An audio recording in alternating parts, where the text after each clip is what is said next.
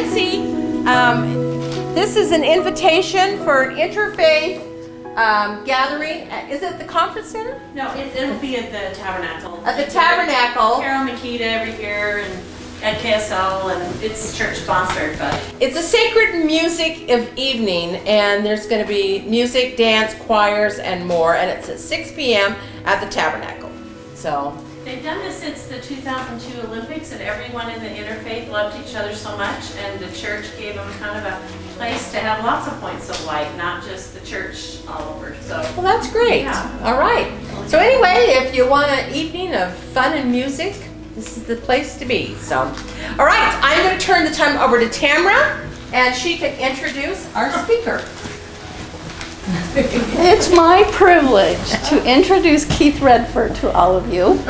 He's here from Manti, and he spent several years in Arizona, my home state, so another thing that ties me to him. He served a mission to the Netherlands. That's a fascinating thing about him. His mother had healing gifts, and it's quite obvious to me that he inherited some of those. He raises goats with his lovely wife, Sandy. They're down-to-earth people. I just love them. For years, he portrayed Porter Rockwell in a one-man show, and let me tell you, he went all out. Oh, you've seen him before? Yeah, he's remarkable. Okay.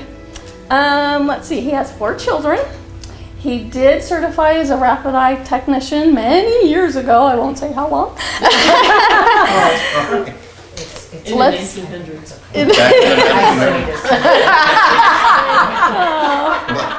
Last century. Well, he has many, many gifts.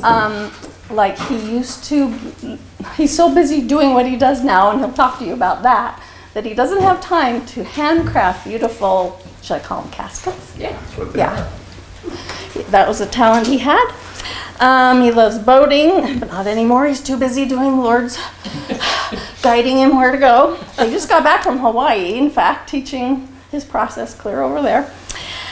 The one occupation that's most important is the one he will tell you about, so I'm not going to introduce that part, but I am here to be a witness that this man has been given downloads from God, and the process that he teaches is probably one of the very most important training workshops I've ever been to in my life.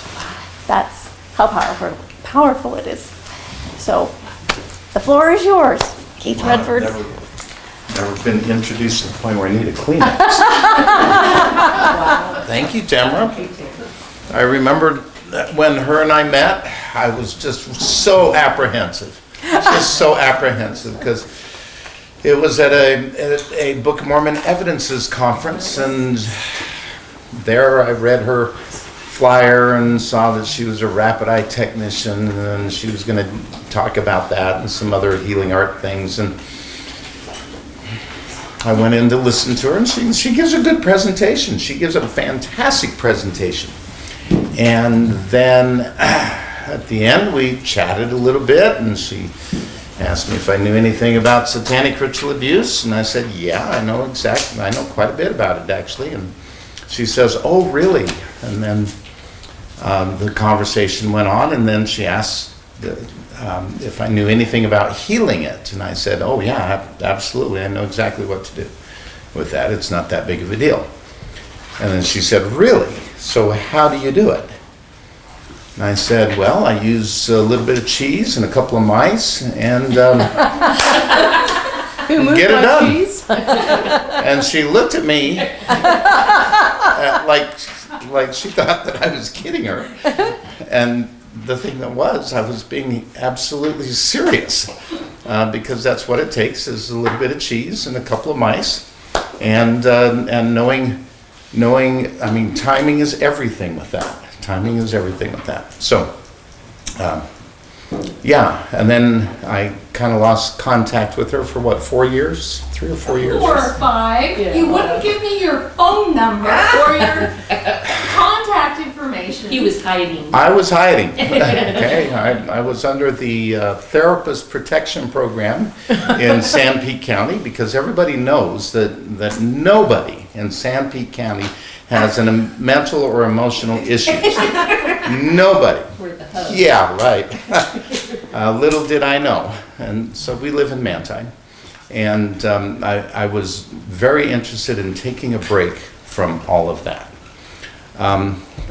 To get on my list, you have to be diagnosable with DID, the dissociative identity disorder, multiple personality disorder. You have to be diagnosable with that. The reason I say diagnosable rather than diagnosed is because most of my clients have no idea that they have altered personalities until we get going. And so you have to be diagnosable with that. SRA is a plus, MK Ultra is a plus, but if you got those three elements, you belong on my list. And that list to date is 208 people that I have helped heal. And when I say helped heal, that doesn't mean they're still lingering with altered personalities. I mean brought into wholeness, complete. Okay? Cured. All cured. Yeah, you could say cured. Brought into wholeness, and that's over the past 30 years. So if you do the math on that, that's one every other month. Okay? And my success rate is well over 90%. I give myself a wide berth at 90%. The 10% that don't heal are those that don't want to heal. And the perfect example of that is a lady in California. I went out to help her, and day 4, this is back when I didn't know anything, okay? And it used to take me a week to a week and a half to help a person heal completely. But back then we were on day 4, and she said, hey, before we get started, I have a couple of questions. And I said, sure, because that always happens in this work. Got a couple questions, sure, or either that or somebody wants to talk to you. Yeah, okay, let them come forward and talk to me. And by the way, for me, if a person switches personalities, it doesn't weird me out, it doesn't scare me. In fact, I see it happen all the time. But then I've kind of got an eye for it now. So anyway, Day four. She said, so this is working. And I said, yes, it is. So by tomorrow, maybe the next day, I will be completely healed.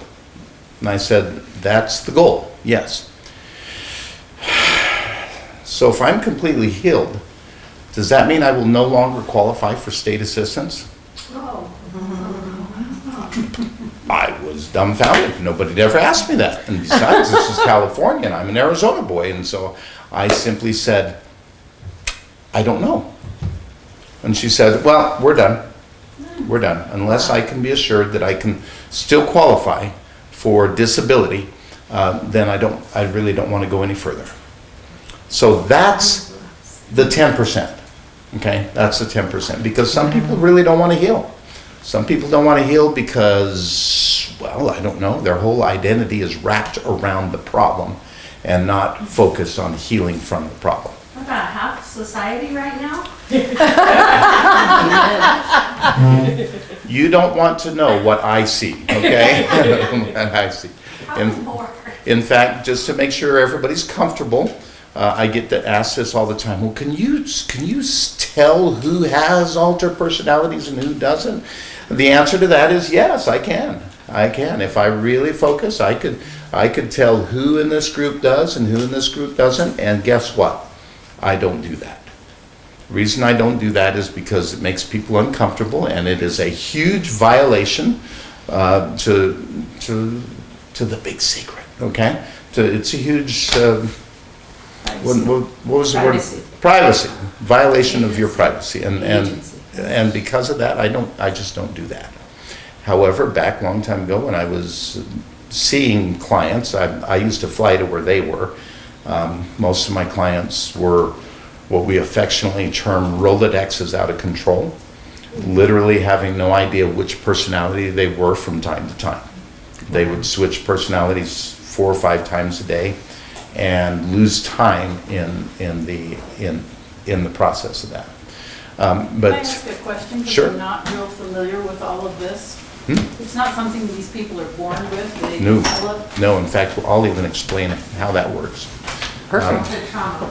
Yeah, it is trauma associated. Yeah, but back then it took me a week and a half to help a person heal.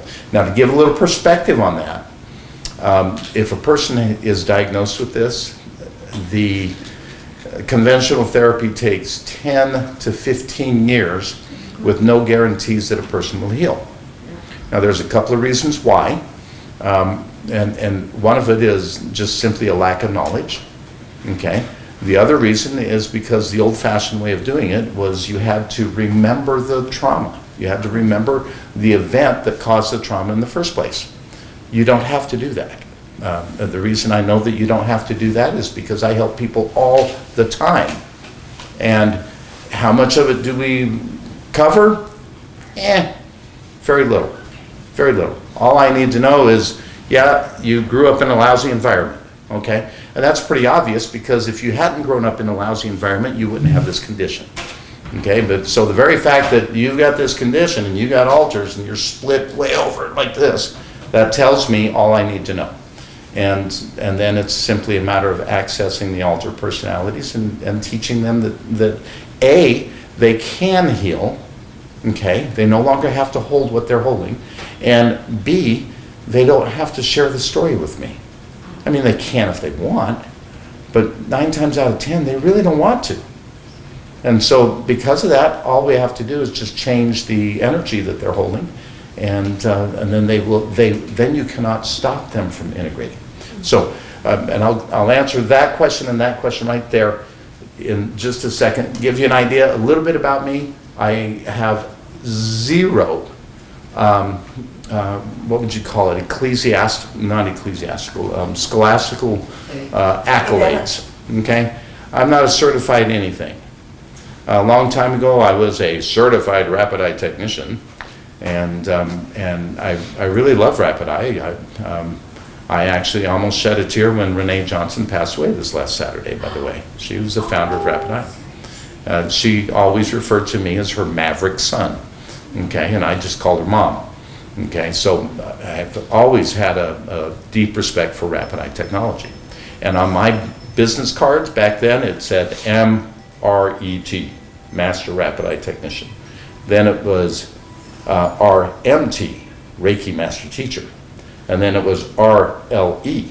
And nobody ever asked what the RLE was, okay? And I put it on there kind of just a snide joke, okay? And every once in a while, somebody would say, well, I get rapid eye technician, I get Reiki master. What is RLE? Real life experience. Okay. And I should put that on my business cards just because it looks cool. Okay. But here's how it came about this. Long time ago, 1992 was my first introduction to this whole world of multiple personalities. I was married to somebody who had them. It was because of satanic ritual abuse. It was lived satanic ritual abuse, means that it was happening in our realm. And incidentally, there are 2 different types. There's what I call cult A, which is what everybody's familiar with. It happens here in this realm. Most of the time, people don't even know it's happening, and it happens with the elitists, and it happens very rarely in comparison to cult B, which happens in what we call the mindscape, or in the energetic world, and the damage is actually more severe with cult B than cult A.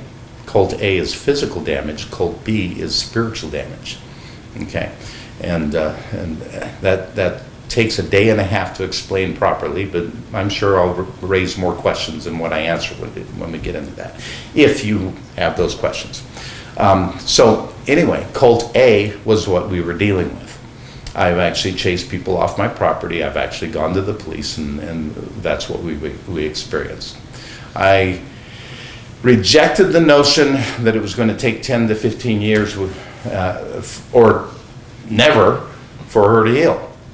In fact, I told the psychologist that we were working with, just because nobody's done it before doesn't mean it can't be figured out. And I really, really clung on to Joseph Smith as an example. He didn't set out to start a new church. All he wanted was knowledge, information. That's all I wanted. It was a little knowledge, a little information. I never set out to do this. Heck, I had other aspirations, but there's not enough years in my life left to do those. So what did it cost me to do this? Well, cost of marriage. Not really. That one just ran its course. And then she is now somewhere back east. I'm not even sure where. She changed her name because she needed a new identity. And I'm okay with that. We don't have an adversarial relationship. We don't have a warm and fuzzy relationship. We basically don't have a relationship. We see each other probably once a year for a grandkid event, baptisms, well, that's all we've had so far is baptisms. But I'm sure when one of the boys goes on a mission or one of the girls goes on a mission, she'll be there and I'll be there. And we'll wave and we're cordial to each other. And it's not that we have an adversarial relationship, we just don't have one. And that's okay. I'm remarried. This is my wife, Sandy. And I steal a line from President Kimball when he was...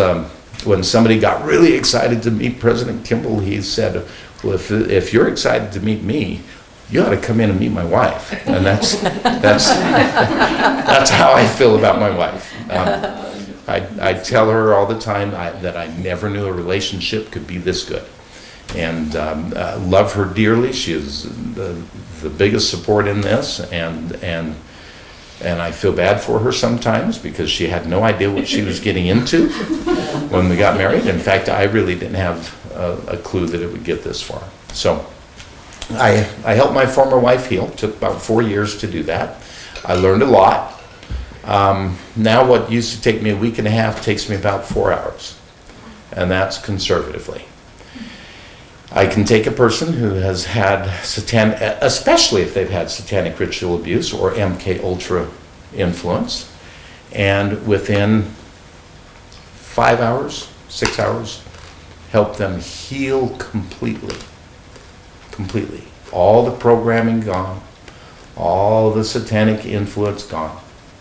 They are restored back to where they were when they were born, which raises the question, both those questions. Here's how it happens. Now, is that in one session? Yeah, well, usually. Here's the difference, and this is what determines whether it's in one session or it's over a couple. But even if it was over a year, still, not very much time. The big difference is the amount of adjustment it's going to be. If a person is so divided that they don't know who they are, when they're put back together, now they have to function in this world as a new person. They are in many aspects a new person, a new creature unto Christ, because the Savior he is the head architect in all of this. Okay, all I found out was the mechanics and the details behind how it all works, and it's like any problem. Once you find out how it works, well, then that's half the problem. Somebody said, well, with all of these people out there that are doing all of this stuff, how is it that you can just do it in no time at all? And the first analogy that popped into my mind is a really good one. If you have a safe, what is a safe designed to do? Is it designed to open easily? No. That's why if you see somebody trying to get into a safe, they've got crowbars and hammers and drills and all that. Unless, of course, you learn what the combination is. And if you know which way to turn and when to stop, and which way to turn and when to stop, and you do that 3 or 4 times, it pops right open. It pops right open. I did a renovation on a building in Clifton, Arizona, and it was the old town hall, and it had a safe, okay? And we had some missionaries that came over to give me a hand, and they locked the safe.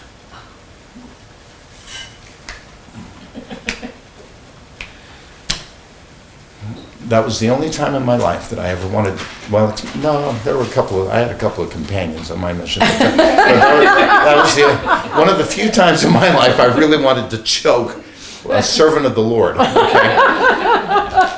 But I knew that we needed the combination for that safe anyway, so I called a locksmith, and he came out, and this guy, I know that this is going off track, but you gotta know the story.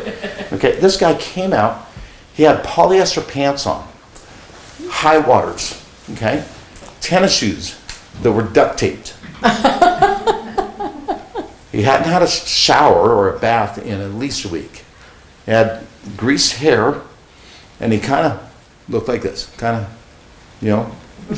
he walked over to this safe, and it was half locked, and he's rubbing the safe with his hands, and his brother was there, and they had a German accent, and he's rubbing the door on the safe with his hands, and he goes, yeah, we can do this. In fact, we can go ahead and rebuild this. He hadn't even opened it. He's just, yeah, okay, yeah, go get me the orange one. Guy comes back in with what's called a dead blow hammer. Okay, it was about this long, orange head on it. Okay, and inside it was packed with lead BBs. And the idea was when you hit it, those BBs kept flying forward. And so when you hit something with that thing, it's been hit. And so he's does this, he's got this hammer, and I'm thinking he's just going to tap the thing. Oh, no. He smacked that door, and it just went bam, and it's vibrating, and it opened. It vibrated, and it opened. And as it's opening, he looks at his brother with a big grin on his face, and they both look at the door and look at me, and I'm looking at those two thinking, put something in the way, that thing's going to close again. And so what I did was I went and I stuck my foot in there before the door could slam shut again. Okay, and it took them all day, but they brought in tables that had black velvet on the tables, and they laid the tables out, and then they started meticulously taking this lock apart, the whole thing, and laying it down. And he had big old glasses, and he'd take this part, and lay it down, and he'd look over the glasses, yeah. And he laid them all out. And then finally, about an hour later, he came in and he says, I found it! Found what? He's holding up a piece, and he says, this is what's broke. I can make this. No ordering, oh no. He pulled a piece of stock brass out of his truck and put it in a vise, cut it, filed it, drilled it out. He made it by hand right there. And he goes, yeah, that'll do it. And I looked at that, and I looked at the old one and looked at that. They didn't look anything alike because he knew where it wore. And he put it down. When they put that thing back together, in fact, I still have the combination to that. I'll probably never go to Clifton, Arizona ever again. But I still have the combination to that. Yeah, anyway, there's got to be a point for me to go down that tangent. So I figure I just better tell the story well. But Well, if God works at exactness in the heavens, why wouldn't he work with exactness with the keys to our hearts? Absolutely. You know what? I had no clue how a safe worked. And I thought that thing was stuck forever. And it just took the right blow from the right guy. No matter how he looked or smelled, no matter how he looked, and you should have seen the van. The van was nothing to look at either. But not only the right guy, the guy isn't the issue, it's the guy who knows. He's Yes. the guy who knew. Yeah, and knew right where to hit it, when to hit it. And I had no idea what he was detecting, but he could just feel, he felt that safe. Well, the And good thing he's smacked not a criminal. Oh, oh yeah, oh yeah. Phew, yeah. It's obviously it wasn't a criminal. He could have bought better pants and shoes. Doesn't think so. For the amount of duct tape that he had on those tennis shoes, he could have bought 2 pairs of tennis shoes. Put it that way. So here's how it happens. Okay, and this I get asked this all the time. And the second question that I get asked is, doesn't everybody have multiple personalities? And I'm so tempted to say, sometimes. But really, the truth is, yeah, sometimes that's true. And I'll give you an idea. I can even draw a graph for you and show you where you fall. Okay? But here's how it works. When you're born, and this is something that we just don't think about. What is your spirit made of? Energy. Matter, truth. Energy. Ooh, I heard the I word. Intelligence. Intelligence. And light and matter, a softer, finer matter. Okay? It's intelligence. So it's all these particles of light. If you want to get into the quantum physics of it, it's a photon. Okay, and then if you want to break that down, there's other components to a photon. But a photon is our smallest, our quantum practical element, or element meaning thing that we can work with. Okay, your spirit is literally made up of light and intelligence. Okay, so as it comes to this earth and it's born in a body, what is your body here for? What does it do? Houses our spirit. Yeah, houses your spirit. Your spirit. You learn to create like God does. It helps you learn to create like God does. Okay. More basic than that. It does one thing only. And because it does it so well or so efficiently, it makes all those other things possible. Your body processes energy. Okay? Whether you're eating and processing it, or whether it's outside energy that hits you, it's processing it. If it's outside energy and it's anger energy, then you have a choice on how you're going to respond to that. Okay? And depending on your choice, you may get angry too. Or if there's some injustice and you need some get up and go energy, that's when anger energy comes in, and you can get up and you can be angry. Do you think the Savior was ever angry? Yeah, I think so. I think so. Do you think he had what in legal terms would be termed malice aforethought? Malice aforethought means he thought it out before he acted. Yeah. You read about how he cleaned the temple. They gloss over the one part, okay? It says that he went out and made a whip. That means he thought about it. Oh, yeah. He didn't just, oh, that's a good looking whip, picks it up and go. No. He went out and made one. So that means he'd been thinking about this. He planned it. And then he went in there and we all know the story from there. He dumped everything over. Okay? So anger is actually a good energy when used properly. So your body, its main purpose is simply to process energy. Now what does your mind do? Compute, analyzes.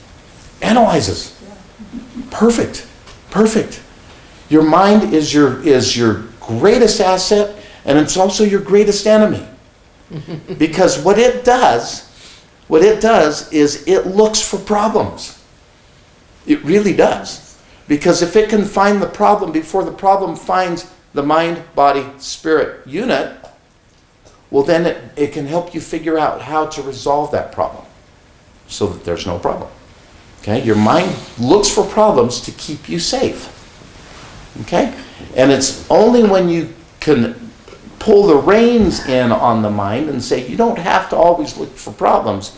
You know, you can think about other things too. Well, yeah, but you leave it on its own, it will find problems. That's why it's very important. The first thing that you do when you wake up is you think of something positive and you start looking for the positive things in your life. And the easiest way to do that is just to be grateful. Find something to be grateful for. And then it turns into something else and something else. But if you lay in bed and you go, oh, I've got to get up today. Dadgummit. What's going to go wrong today? You'll find plenty.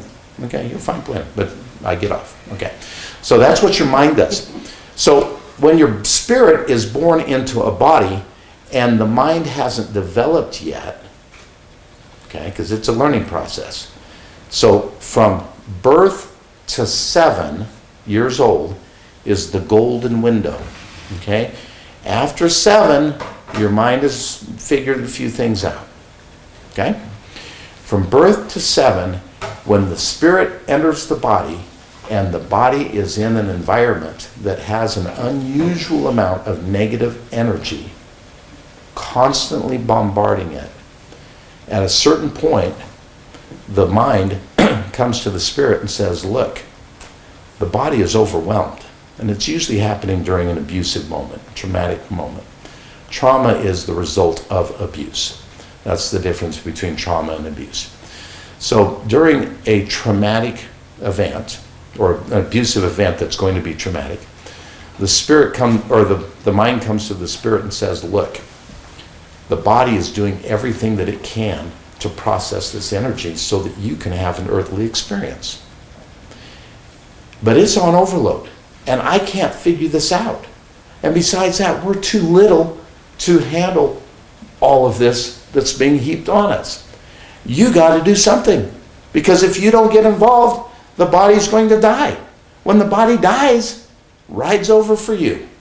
This earth experience that you wanted so much, that you fought for, is done.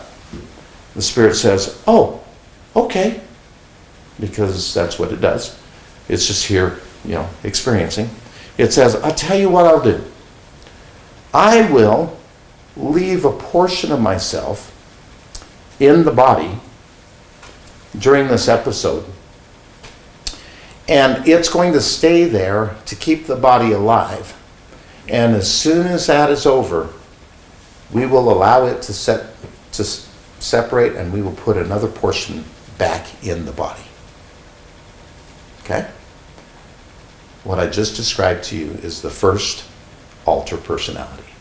First time the spirit splits and creates an alter personality. Okay?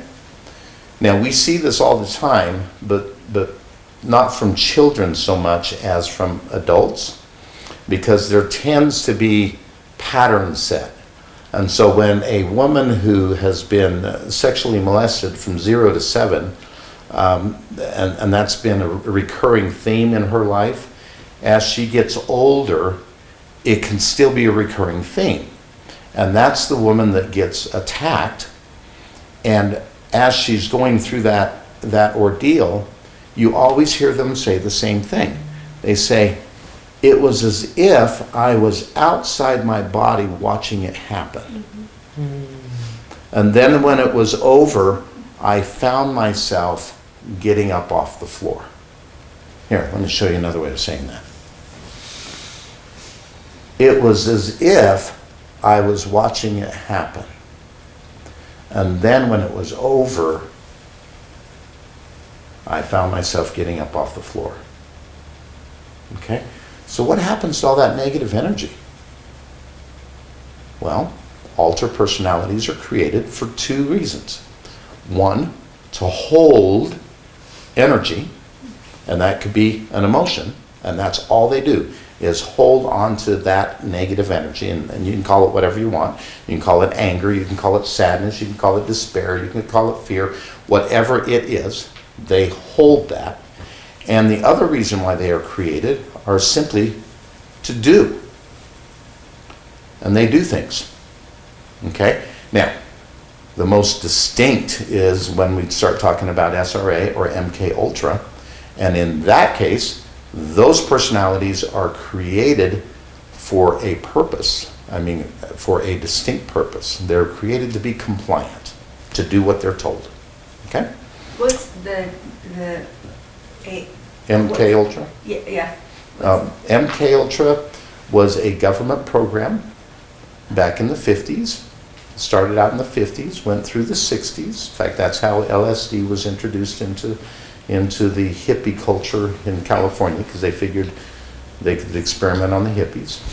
And the main purpose of it was to create the perfect spy, because then a person could switch personalities, go do whatever they needed to do, and then if they got caught, they could switch personalities again and have complete deniability. Now, did it work? Oh yeah. And they don't remember what they did? No clue. Oh. The reason why is because they didn't do it. Now, there may have been another personality inside them that did it, but that one didn't do it. Complete deniability. Okay? Supposedly they shut that program down and And created it. yeah, well, let's just go with the official thing, and they said, oh yeah, well, we don't do that anymore. And if you follow with that, you can also say they don't do it any less either. Does it continue on? I don't know. Is it easy to heal? Absolutely. Now, just so that my wife doesn't remind me later, okay? When I say that SRA is easy to heal, or it's not that big of a deal, and MK Ultra is easy to heal, and it's not that big of a deal, I do not mean to imply that the person who is experiencing that still should be minimized. Absolutely not. If a person is experiencing that, they are living a living hell. And I recognize that. Okay? But just because a person is living a living hell doesn't mean, from my side, that it isn't easy to heal. It is easy to heal. In fact, it is. They have to be willing though, right? They have to be willing. Well, sure. Okay. Sure. And even if the program personalities aren't willing, that's okay. They will be by the time I'm done talking with them. You had a question. You're thinking. Oh, and I was just gonna mention that another term for like this, not just spies, Russ Distar, he was a deliverance minister, he worked a lot with them. They develop they call them satanic super soldiers. Mm-hmm. Oh yeah, and they become good servants. We'll put them that way. Good servants among the SRA groups. Slaves. Okay. Now, I know there's a lot of people that have a huge investment in SRA and SRA healing, and there is a whole, you could take a legal pad and fill it up with, quote, proper protocols to follow, things that you have to remove outside of a person's system, all of this stuff, okay, all of this stuff. And if you don't do it exactly, and then they have special prayers that you can say, and then special ways that you present things to the Savior inside the system. And if you don't do it exactly, well, then you screw up and you have to start all over. You know what? You don't have to do that. And here, Tamara, do you have to do that? No. No, you don't have to do that. And she's not just saying that because she likes me. It's because she took my class. She took my training. You don't have to do any of that. By the time we are done, any trespassing spirits that are inside the system, by the time we are done, they're rooting for our side 90% of the time. And they are actually helping us. And then they are ready to leave. And when they leave, they are ready to abandon what they've been doing and turn themselves over to the Savior. Now, every once in a while, you're going to get some knothead, negative spirit that's just drank the Kool-Aid, literally and figuratively, and is go for Team Satan. Okay, you're going to get those. But anymore, they're minority. You got to keep in mind, they've been working for the guy for centuries now, and he's been promising them that they're going to get a body. And this isn't exactly what they had in mind when they started working for him, because the body that they're getting is limited in use and limited in ability by the time the system is destroyed to the point where they can inhabit that body. So yeah, it's not hard. It's not difficult. Let me give you a couple reasons why it is so easy. Because once you learn how the system works and how to help alter personalities, then you're creating a different world within their world. And that different world, because it's being healed, is so full of light that it makes it uncomfortable for anything dark to stick around. Okay? Can I ask a question? Sure. So you mentioned that woman who you worked with, and she got to the end, and then she said, will I lose my government assistance? Does she become more vulnerable to what you've just done with her? Nah, she just stayed the same. Yeah, she, as far as I know, she didn't get any better, didn't get any worse. So, yeah. Do you know Jason Preston? I know who he is. Do you know what he does? Yeah, I know. I think it's terrible. Can you help him? Only if he gives me a call. Who's Only- Jason Preston? Only if he gives me a call. The problem... People get attention in the whirlpool of all of this, Yeah. and they, Yeah, there's so much drama around that. Why? Because it's such a mystery. Me, it's not a mystery. I see it, I know it. It was a mystery to me 30 years ago, and believe me, when I found out what had happened to my former wife, and I knew that some of those culprits were still alive and in her circle, okay, I was ready. I said it's a good thing my stepdad is dead, because I would have gone and killed him after hearing what had happened. You know, and I was angry. I was violently angry. I had the capacity to do that. Okay, that's how angry I was. And I was completely lost. I had no idea. Yeah, if you really want to go down the SRA route, we can go down it. But I have learned so much since then, that back then I was where Preston, what's his name, Jason Preston? Yeah. Don't you hate it when the parents give them two first names? I hate that. Jason Preston. I was where he is now, but because I've learned so much, I could really teach him a lot, but then he wouldn't have anything to talk about on his podcast. Do you Hate work to say it. with Satanic Media? Because I know they're talking. Not anymore. Not anymore, because I've exposed them. And because of potential litigation that could or could not be happening, I'm really guarded on what I say. But let's just say that I no longer have anything to do with them. The Zion Media is different than, yeah, right? Jason Preston's The different. Jason Preston Two is different entities. two different groups. Shane, right? Isn't it? Shane Baldwin. Shane Baldwin. Yeah. Yeah. And you really have to be at day 2 in the afternoon of my training to really get a good lowdown on the problems there. Okay, but so I'm really guarded on what I say. Back to the behind the curtain.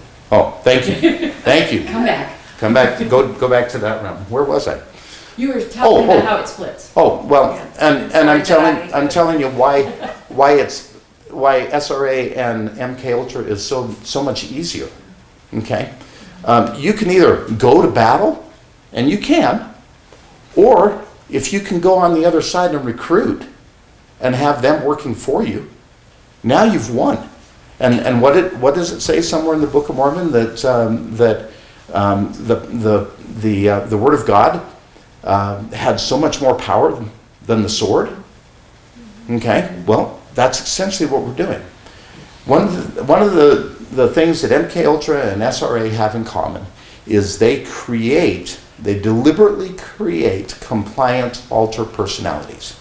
Those personalities are created to do what they are directed to do. Okay? Now, if you know that, and you know that they will, like the stripling warriors, do with exactness what they're directed to do, all you have to do is give them different directions. Okay? So if you can step behind the curtain and you know who to talk to, and you find out who those personalities are, you remind them that they have agency now. When they were created, they didn't have agency. The agency was denied by somebody bigger and stronger. Okay? So that was denied. So now their choices are limited. Things are different now. They're grown up. And we can restore that agency to those alter personalities. And because they are created, it is in their very creation to do exactly what they're told. All you have to do is teach them how to heal all of the other personalities inside the system, get them compliant and willing to do that, and say, go ahead. And then they will heal everything in the system, and all you have to do is monitor it every once in a while. And how fast does it take? It can take almost instant, because in their world, time and space has a whole different concept than what we have out here. So what would normally take us a year to do, they can do in 5 minutes. Okay? So is it the spirit that's separating, or is it in your mind? The mind is your access point. Okay? That's the access point, and the alter personalities use the mind, just like we do, but they have their own entity, their own identity. So your spirit actually splits. Actually splits. Wow. Now, how far can it split? Oh, lots. All the way down. And how often can they split? Often. Well, they will create as many personalities as is necessary to survive. So can you have a system that's got 20 personalities? I see that before lunch. Okay, can you have 20,000 personalities? I've seen clients who had 20,000. Here's the secret though. The number doesn't matter. The number doesn't matter. What they're doing and what they want to do, that's the key. If they want to heal, you can. I would rather have a system that has hundreds, if not thousands, of personalities that all have a collective desire of healing than a system that's got just like a couple dozen that are resistant. The smaller one is by far a lot more difficult to work with. Okay? Yeah. Just wondering, because you're talking specifically with the DID, would any of the DM5 be kind of a part of that? Oh, I love that question. I love that question. You know why? Because before the DM5, you guys know what it's actually called the DSM, Diagnostic Statistic Manual. It's what the psychology world uses as their directory for how to classify a diagnosis so that insurance will pay for it. Okay? Way back a long time ago when there was a DSM-4, okay, shortly after that came out the DSM-4R, and in that was multiple personality disorder. Okay? Not so anymore. Now it's called dissociative identity disorder. Okay? The reason why, and this is me going down the conspiracy theory rabbit hole, okay? So I could be wrong, but it makes a great story either way. Don't let, as Porter Rockwell once said, don't ever let a good story, or don't ever let the facts get in the way of a good story. So anyway, I just find it curious that back then, the window for multiple personality disorder was like this, okay? Then they came up with the DSM-4R, and it closed like this, and there's a good reason. because insurance stopped paying for multiple personality disorder because it's incurable. Oh. Okay? So, what do you do when you're a professional and you have clients that they need a diagnosis, but they fall within those parameters, but insurance won't pay for that? Well, you simply change the parameters. Now, all of a sudden, you have things like borderline personality disorder, or manic depression, or bipolar, or something called fugue that I still haven't figured out what that is, and all of these others.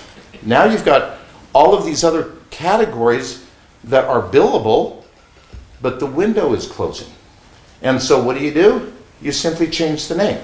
Now it's not multiple personality disorder, now it's dissociative identity disorder. Ooh, that sounds different. And for a few years, they could get insurance to pay for that, and multiple personality disorder disappeared. Why? There's no money in it. Okay, if you can't get insurance to pay for it, you don't want to diagnose that. But yet, all of the symptoms are there. So that's my conspiracy theory on why it's changed. So DSM-5, in fact, I just got a copy of that this past week. It's about that thick, okay? And it has all of the things, and the category of DID is like that thick. I think it's like 2 pages out of the book that thick. Okay? And say that everything that I've read or on it or whatever, they all seem to be a variation of the same thing. Yeah. And you know what? Doesn't matter. I'll show you why. Is this generational? Yes and no. Yes and no. What about schizophrenia? Is that Ooh, that's another one that's right there on there. can that be cured without medicine? Our best friend's grandson is diagnosed with that. I'm going to say it depends. If it's true schizophrenia is an organic issue. Okay? And then there's a lot of question as to what causes that. Part of it is, did you know that your brain flushes out toxins? Makes sense. Okay? And it does it just under the skin, and it goes into your lymphatic system, and then your lymphatic system pumps it out. The Okay. glymphatic system, isn't it? It's It's the glymphatic system. Glymphatic? That's what- Probably. Keep in mind, I have no Training. credentials here. I'm not even credentialed to teach this. Okay? I know nothing. He just heals people. Yeah. That's the Anyway, healing. if it's true schizophrenia, then that's an organic issue. But the symptoms for schizophrenia and dissociative identity disorder, or multiple personalities, are identical. See, I think that's because he had a job at a bank and he was sitting there talking with a client, and they had him on camera that he was talking to him by himself, and he saw the client there, and they let him go. I think working at the bank right there makes it right. Well, I have an easel just right around the corner here. No, we'll do it this way. Do you? Yeah, I can set it up real Yeah, fast. sure. Okay. Then I can just put this up Yeah. and it can be there. Okay. In order to, how do you spell the origin? Origin. I. You know what? This is Utah. You can spell the same word 12 different ways and they're all correct. Origin. Okay. Or all wrong. Unless they're a name. Oh my gosh. Sandy and I did a little bit of substitute teaching. Hey, this is just like mine. We do have the music stand. No, this works Okay, just all fine. right. Look at that. Thank you. I'll just be very careful how I set it in there. And so, if you start with one personality, and you get 2 more personalities to come on board, then before long you have your whole downline of personalities. Come on, that was an Amway joke. That was an Amway joke. I got That it. was an Amway joke. Called network marketing. networking. And in a way, that kind of works in the healing process. But Yeah. we'll go into it. You gotta start somewhere, okay? And I like to simplify things.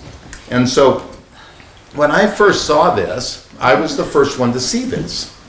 The reason why is because when I was working with a client one day and they said, well, teach me about this energy processing thing. Oh, brilliant. And then it can sit across there. You're good at this. Okay. So I was at a loss, and something that Tamara and my wife will tell you, I'm not a very visual person. Okay, I'm a very kinesthetic. I'm a touch person. I'm not a visual person. So when I started staring out into that abyss behind the lazy boy, okay, all of a sudden this came to my mind, and when I saw it, I instantly knew what it meant. Okay, so here's what we got to do. We got to have a place to start. You can call it point of creation, call it point of origin, whatever. But here's what happens. That point represents that moment when your body and your mind and your spirit realize that you exist. Okay? Sometimes that's before birth. Most of the time it's right after birth. Sometimes it's away, down here a ways. But that's what that represents. Well, everybody who is born into this world has the same thing happen to him. That's an experience. Okay? With every experience comes a certain amount of emotional energy.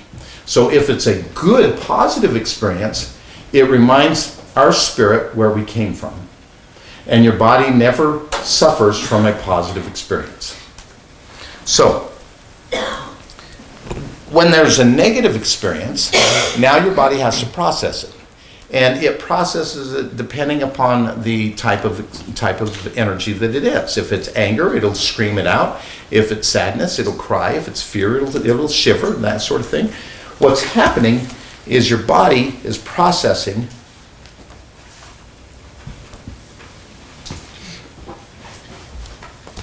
on a physical level. Okay? Everybody does this. Everybody. It's part of the design.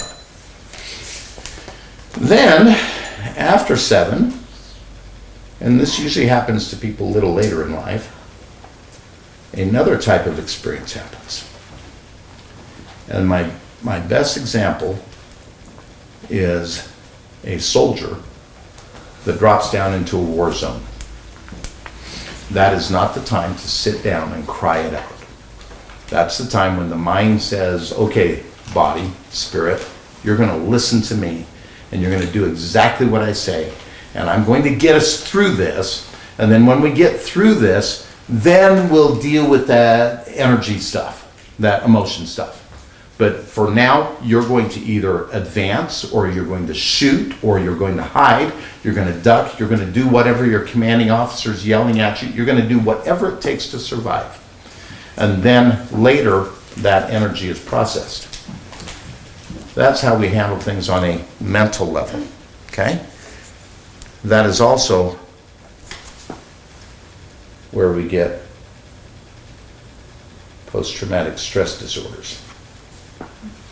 All PTSD is emotional energy that hasn't been processed. And the mind is going to determine when it's safe to do so. Okay? Wow. Then, You can heal that too. getting ahead of me. Okay. Well, I mean, you're the ones. You're getting ahead of me, but you're right. The short answer is absolutely. And all these psychiatrists and psychologists and stuff are just throwing meds at them. Well, they're doing the best they know how. I know. And I don't downplay them. Okay? Then, here comes a whole different type of situation. And that when this happens, that just happens to people who are born into lousy environments. And you could say, well, they got the raw end of the deal or tough luck. Actually, it's more a matter of noble choice. In many cases, in fact, I would say almost every case, I've worked with somebody and you tap into their higher self personality, which is a distinct personality in and of itself, who's set apart and designed to maintain contact with our heavenly parents. And I've talked to them and they will tell me that this person chose to be born in that family to take on the abuse and not pass it on to the next generation. Wow. Okay? So, in short, they were born in lousy environments. And these environments, that's when the emotional energy is just overwhelming, and that's when the mind gets to the spirit and says, look, you got to do something because I can't figure this out and the body's going to die. Well, the spirit, being full of intelligence, says, this is what I will do. I will leave a portion of myself in the body to endure these episodes, and once these episodes are done, that portion will remove itself from the body so that that energy can be held in reserve along with the lessons learned. And then another portion of myself, and the mind says, look, I don't care how you do it, just do something. And so here's what it looks like.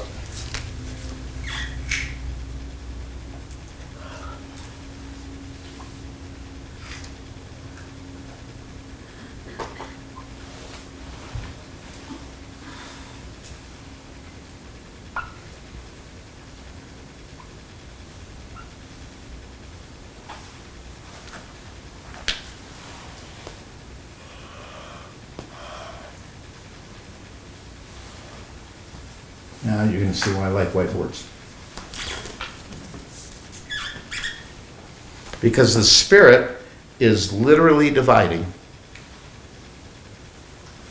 and holding stewardship over that energy that is part of the experience.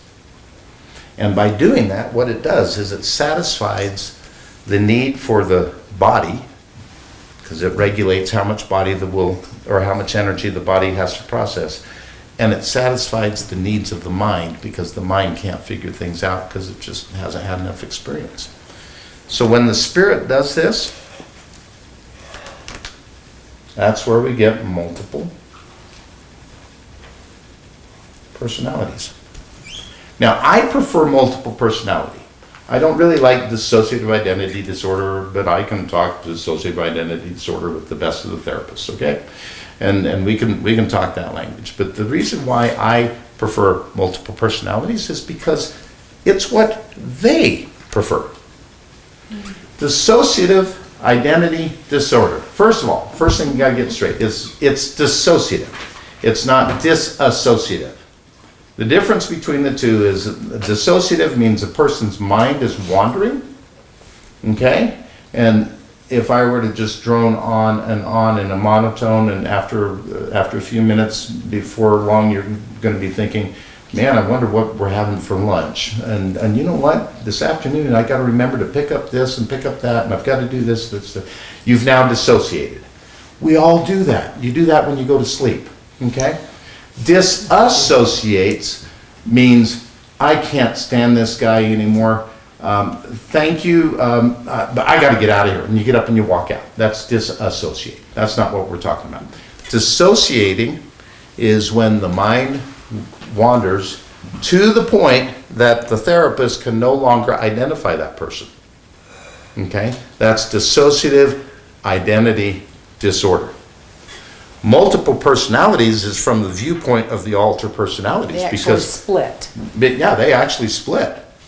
And are they alive? You bet. Do they know that we're here? Oh, absolutely. That's the next step that I'm going to teach you, and that'll blow your mind.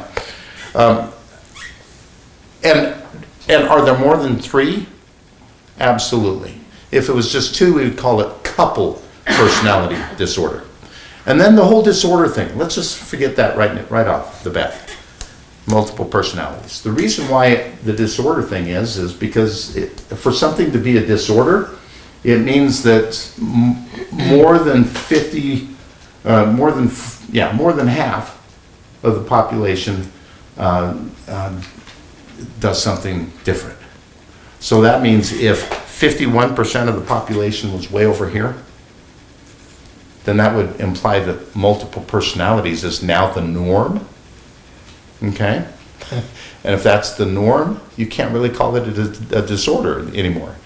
Plus, a disorder according to who? According to who? The people that wrote the DSM-5 now? Okay? Because if you go in their world, there's nothing disorganized about it at all. In fact, it is organized to logic to an extreme. I'll give you an example. Is there anybody here that thinks that smoking is a good idea? No. No, I mean, we're all in agreement on that. And so since this is a high percentage that says smoking is a bad idea, could we call that a disorder?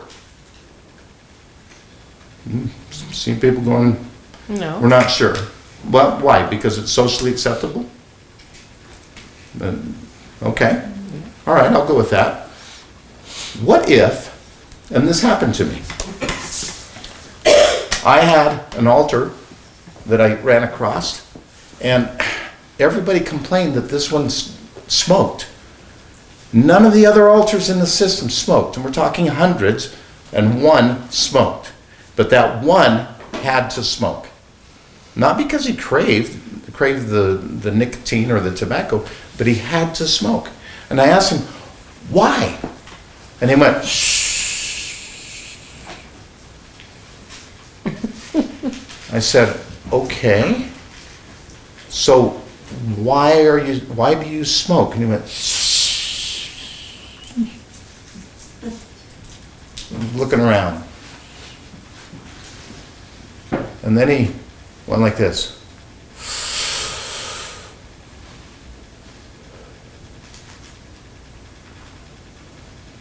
Okay, but why? And then somebody else, another personality, told me that when that one was created, it was created during an abusive moment when they were so scared, they were too afraid to breathe for fear of retribution of some sort, okay? However, everybody else in the room was smoking. And if this one was smoking, it was hiding the fact that it was breathing. And to its perception, it was keeping the body alive. Now, was it a bad habit? Sure. Did he let go of that habit? In an instant, as soon as he found out that he had another choice. Okay? But was it a disorder? Absolutely not. Absolutely not. It was organized to perfection, clear down to the one alter personality whose sole job it was to smoke and therefore keep the body alive. Wow. Okay? So disorganized, disorder, I always leave that off. Now here's the beauty of all of this. It's a matter of degree, really. If you're experiencing this, well, welcome to Earth. We all experience this. And it's just a matter of what do you need to process that negative energy. Well, I like going to the gym because I don't have time to do other stuff anymore. But yeah, go to the gym and you can yell it out, you can work it out. Do something physical. Sometimes just going for a walk in the woods really helps a lot, okay? That's how you process things on a physical level. Now, mental level, well, you're probably going to need a counselor or somebody who's really skilled at moving the mind aside so that you can process the negative emotion that's there. And there are some really good modalities out there. Rapid eye technology is a good one. That's what Tamara used to do until she found something even better than that, but don't tell her, well, Renee knows now, okay? So there are some really good modalities. A good good psychotherapists can sometimes talk you through it. It takes a while, but they can talk you through it. That's where we are there. Now, to take care of this, that's a little different. Because first of all, you have to understand the problem. You have to understand, it's not even a problem. You have to understand the situation. You have to understand and realize that the curtain is somewhere here, and behind that curtain, there is a whole nother world. And guess when that world turns off? It doesn't. It doesn't. It's more alive than we are. Because at night, we at least turn the lights out and go to bed. In their world, they don't turn the lights out. Unless they want to, but they don't. Okay? It is running 24 hours a day, 7 days a week. In fact, the alter personalities know about you before you even know about them. And they are more aware of you than you are of them. Now, how often does this happen? Let's put it this way. You come to my training, sacrament meeting will never be the same. And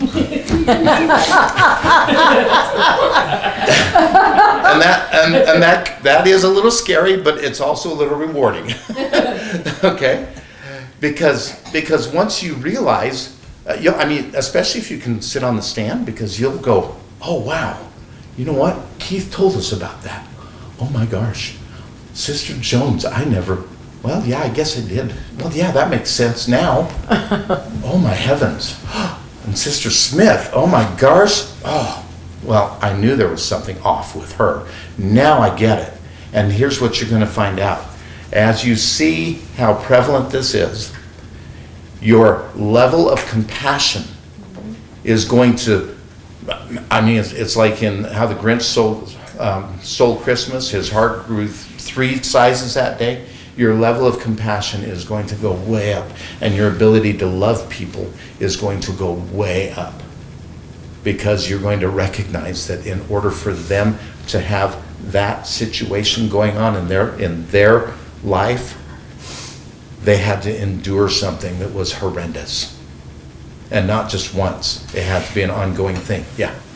And I think just that humanity and compassion helps level the playing field when we realize why it's important to pray for our enemies, even in spite of the damage, and that they think they're so far gone that they keep selling out because they don't feel redeemable.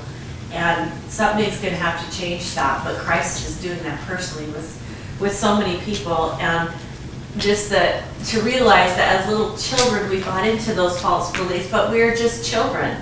And we didn't understand all those dynamics. And we still are being held hostage by some of those things. And yet when we realize, we're doing it for attention from our parents, or from just really common, easy things to figure out, but the subconscious doesn't quite comprehend it until it does, until it's safe to do so. And the courage that people have and the resilience they have, it's just really amazing. If I would have had to go through a portion of what my clients have gone through, I wouldn't be up here, that's for sure. Okay? Yeah. I was wondering, I was asking, it kind of sounds like what you're saying, that with these personalities are being created, and with the energy, because God is a creator, we're his children, he creates worlds. It sounds to me that they created a realm. Oh, absolutely. Absolutely. And remind me in about 3 minutes of that, and I'll get into that, because that's really the crux of this. Let me finish this off first. Sir. No. That's a great point. To heal this, or to help this heal, you have to understand the problem. Just like my duct tape shoed, smelly old guy that obviously was not married. He understood it, and he could just tell. And because of one smack, it opened the vault, and then they could work on the problem. Okay? Sometimes you got to know where to smack it. Okay? So if you have that knowledge here, everything that you use here applies all the way across the board and makes this and this and this go so much faster. And that's why I said, don't get ahead of me. Because absolutely. Will these principles help all of this? Absolutely. What do you think, Tamara? Am I pretty close to right on that one? Yeah. It helps that go so much faster. And here's the fun part. You get so many people who come in and they say, well, I've just got post-traumatic stress disorder. Yeah, okay. Only to find out there's a whole nother world. We'll get into that. But it's crazy that this is one of, you know, when you do something and there are just certain points that you go, oh yeah, here, this is going to be so cool, watch this. But you don't say that, you just watch it happen. I don't know how many times, and I always ask this because I'll hold this and I'll say, okay, now close your eyes for just a second. And when you open your eyes, I want you to show me on this continuum where you feel you lie. They'll go, where I feel? Yeah, where you feel. Men are the best at this one, okay? Because they're so in denial, okay? But they'll open their eyes and they'll go, well, I know I don't have multiple personalities, and yeah, that's crazy talk there. I know. I guess I'm probably somewhere around, right around here. Back here. I see it all the time. All the time. Oh, I know. People have multiple personalities. They're crazy, right? Yeah. So I know I don't, but I guess I'm somewhere over here. I mean here. See it all the time. All the time. And the reason why they do that is because there for just a moment, some other personality jumped forward and said, yeah, we're going to show him, hey, we've been trying to get your attention for 37 years now. We're in here. And that all of a sudden, that finger will go over there. And then they'll go, I'm probably about here. Then comes the question, well, if you're here, or over here, doesn't matter. If you're here and I have tools to help make all of this go faster, you're going to let me use those tools for over here to apply here, right? Oh, yeah, sure, of course, yeah. Great, let's go to work. And then they learn a lot about themselves in a very short amount of time at that point. When they learn about themselves, are they still in denial or do they accept it? By the time they learn about themselves, they're not in denial anymore. But most of the time, they accept it. Because the therapist who helps them is probably one of the 140 people that I've taught in the last year. And they will know how to take care of that. Yeah, because that is one of that is a big thing. You can get so involved because this work is so much fun. It is so fun. I mean, how many times can you find something that's really going to help people? I mean, we're talking about them healing. It's not a long-term thing because if I have somebody that's over 6 hours, it's because their system needed to go slow. But let's suppose it's 100 hours. Okay, I mean, let's do the math. I charge $200 an hour, and I'm cheap, by the way. I charge $200 an hour. And let's suppose it takes me 10 hours. That's what, $2,000? How much do they spend doing talk therapy here, trying to solve this problem here with these tools here?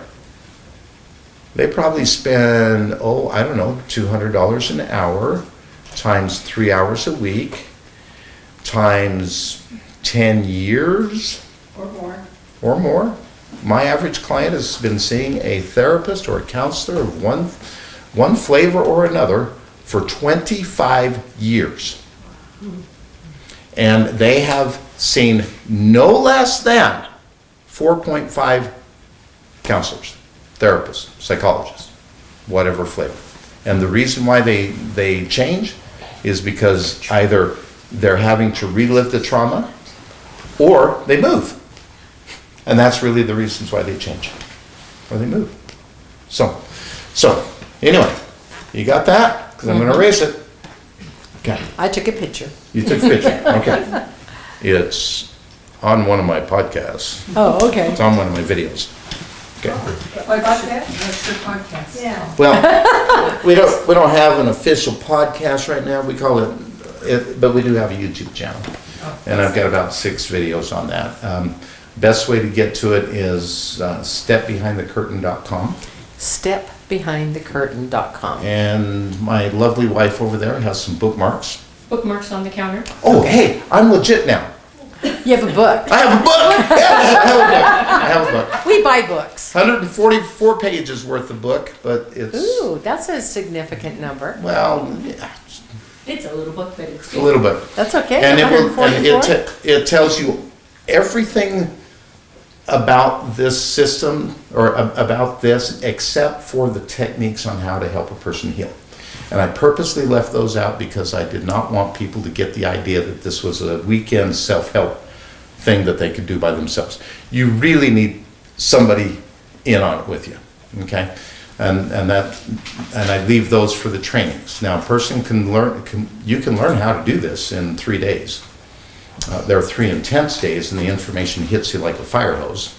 Fair warning. I didn't know that until somebody took my training and he said, "Man, I was expecting a garden hose, Keith. You open up the fire hose." Okay. But I come right on out and say that really you only need 3 things to be able to help a person heal. I call them my 3 eyes. Okay. And no, it's not your third eye. Okay. That's something else. The 3 eyes. You need information, and not necessarily in this order. You need information, so you have to understand how a system works. And specific information. If you don't have specific information, I teach you who to go ask. And you simply know which personality on the inside to ask what questions, and they'll give you the answers. Guess what? They're so forthcoming with information, it's amazing. It's amazing. All you have to do is ask. Ask who? Well, that's the Personality. personalities. The personalities. Okay. For example, if I want to find the inner children, I'll ask probably the protector, because they're the ones that are right there.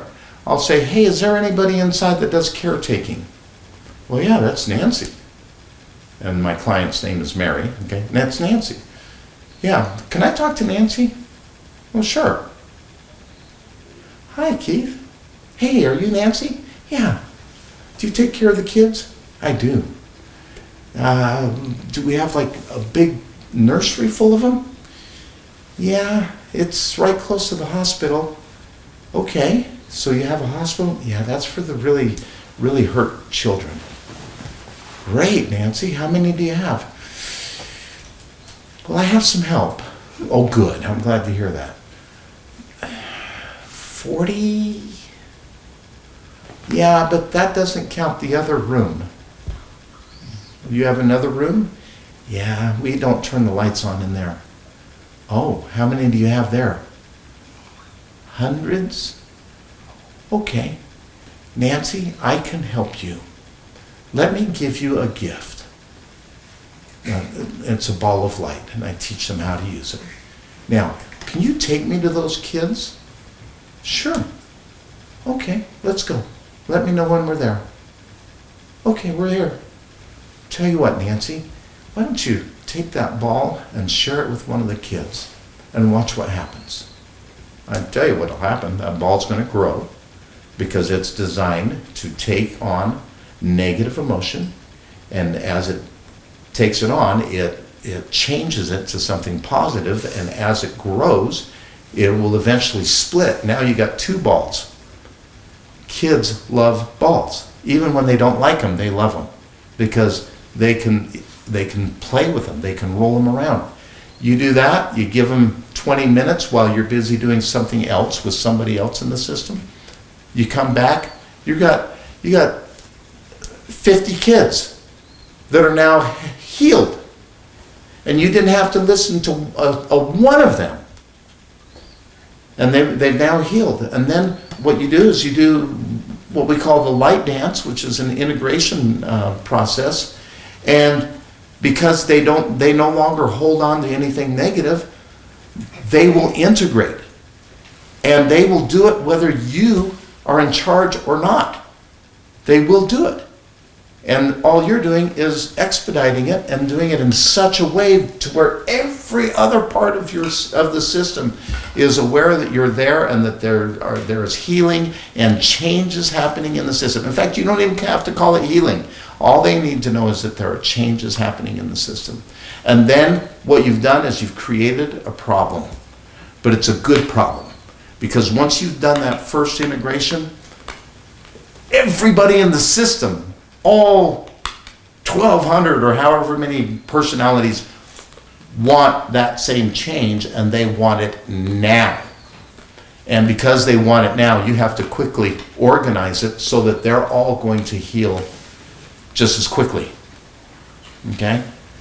It's that dynamic.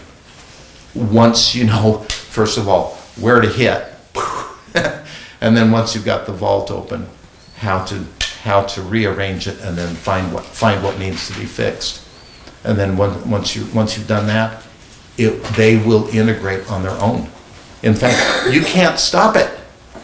You can't stop it. All you're doing is speeding up a natural process that is taking a lifetime to heal, or 10 hours, 6 hours. Well, you identified the problem, so then where maybe it wasn't identified with a therapist. Yes, exactly. Well, and I've worked with lots of good therapists, well-meaning therapists, but they don't have the 3 I's. Okay? I'll answer in just a second. Remind me. The first I is information. You got to have the information, general information as to how a system works. The specific information, like who's inside, how is their mindscape organized? Do they have a city? Yeah.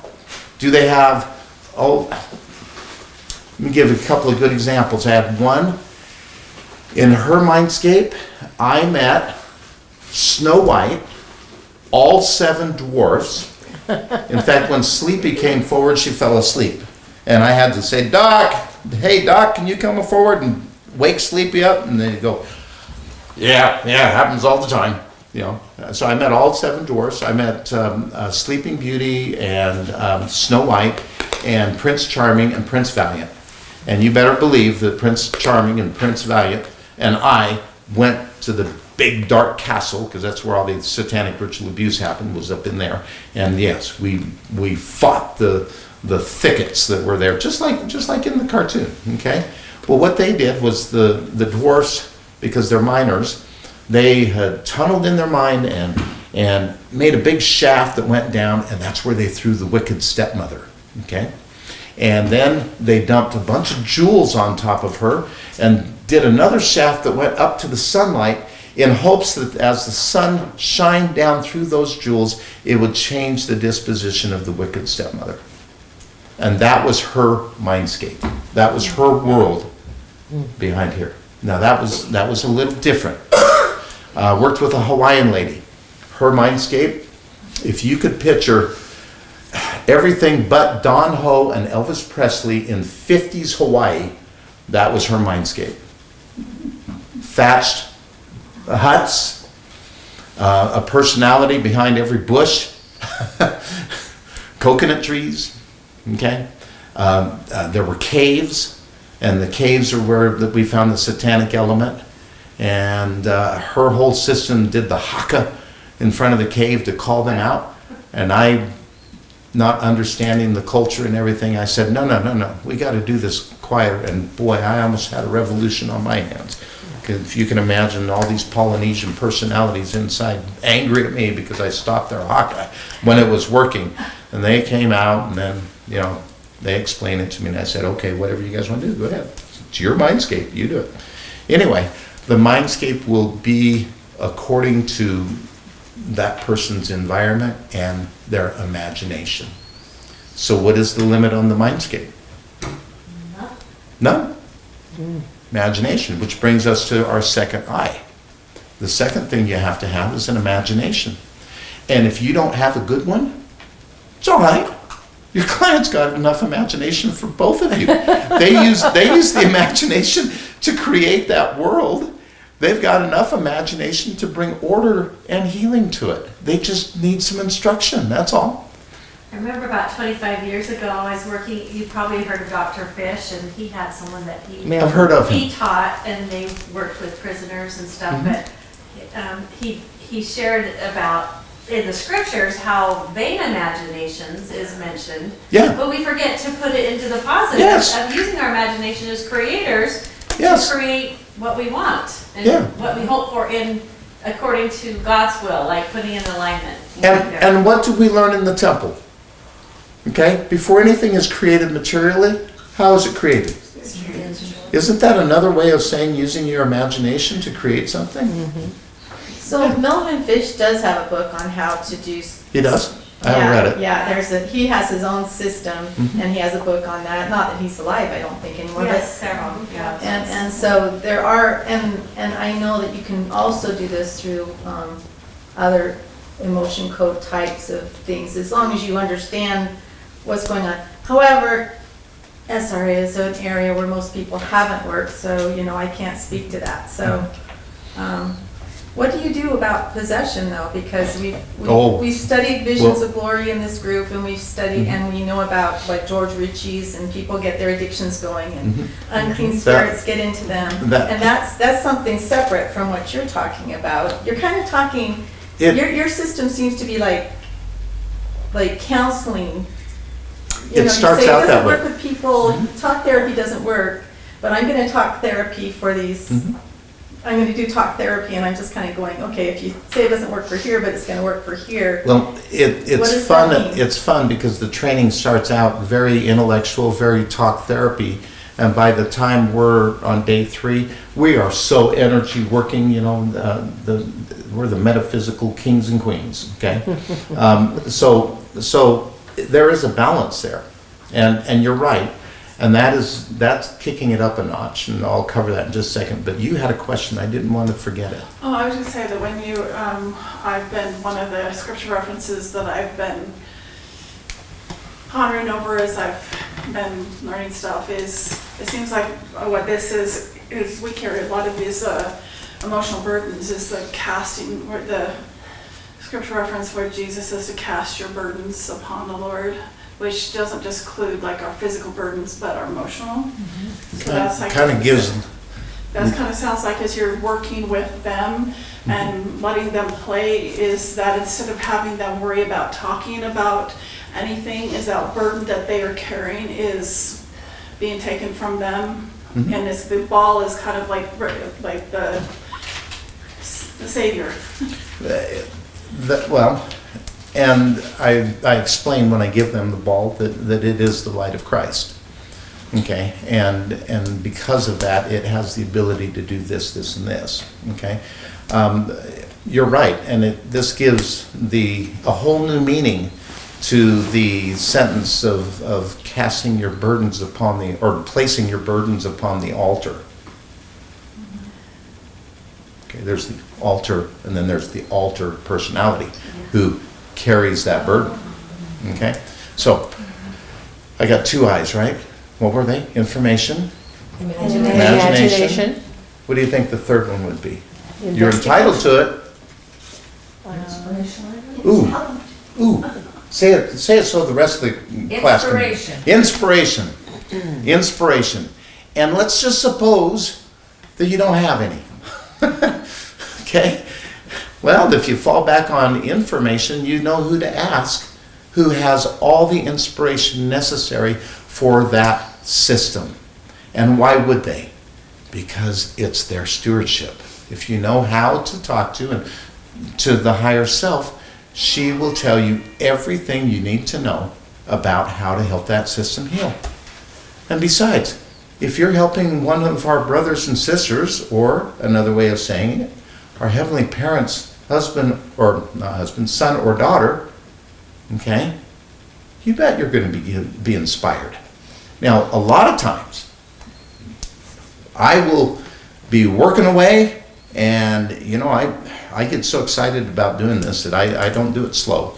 Okay, working away, and I get to a point where I'm just not inspired anymore. And so I I got nothing. So what do I do? I get a hold of the higher self and I say, hey, listen, we're doing this, we're doing this, we're doing this. And they go, yeah, we're doing a lot here. Can you go ask Jesus what he wants me to do? Okay, be right back.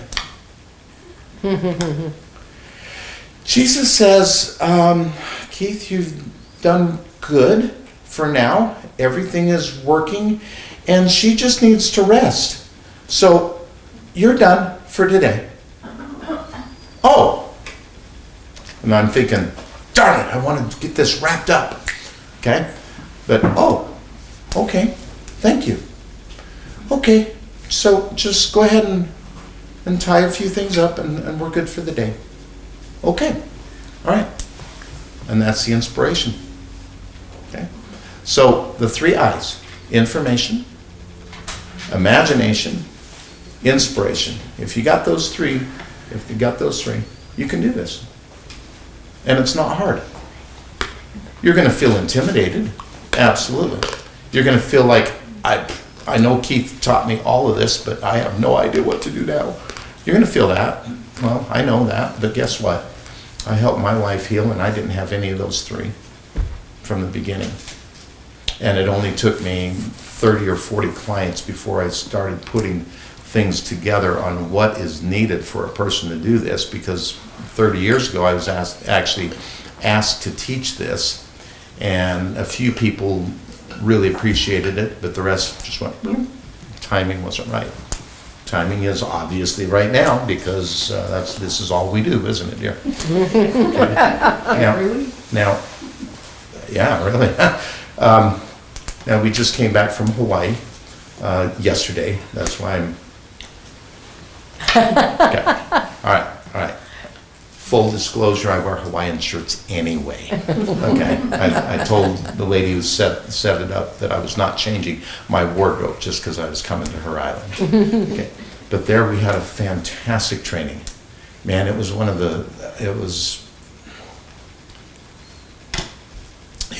a hinge point, to quote President Nelson. While there, I helped 3 people who were completely divided come together, and they are now whole. One of them he has a counseling office, and it looks like it was a very successful training, because we're going back in September, not because we screwed up and didn't finish things. We did, but it looks like the September training is going to be huge. That's what it's looking like. We'll see if it materializes, but this work is now in Australia, Hawaii, all over Utah, several different states back east, because we did online training, and it is in the Netherlands. In fact, my book, the Dutch translation, we just got it back. I have a friend over there that she's a writer, and she translated it for me, because she said the AI translation was terrible. If you know anything about the Dutch, that was a polite way of saying, Keith, I can do a better job. The Dutch are very forward. Anyway, so this work is spreading faster than I ever anticipated. I'm sure that Tamara will tell you that my attitude towards this has shifted a little bit from the very first training. The very first training, it was like, all right, if you guys can get 5 people together, 3 days, we'll do it. Yeah, they got that done in like about 3 or 4 days, and then they said, Keith, can we do like 2 trainings, like a couple weeks apart from each other, because we got the first one filled up, and we're filling up the second one. I'm going, oh boy, okay, yeah, all right. Remember why I went to San Pete County, is to get away from all this. But now I'm loving it. Okay, so here's what I wanted to show you.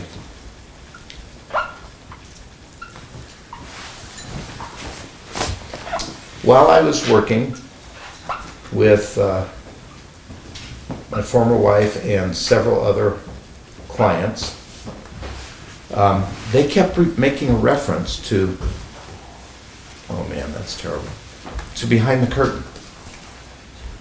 I kept saying, behind the curtain, okay.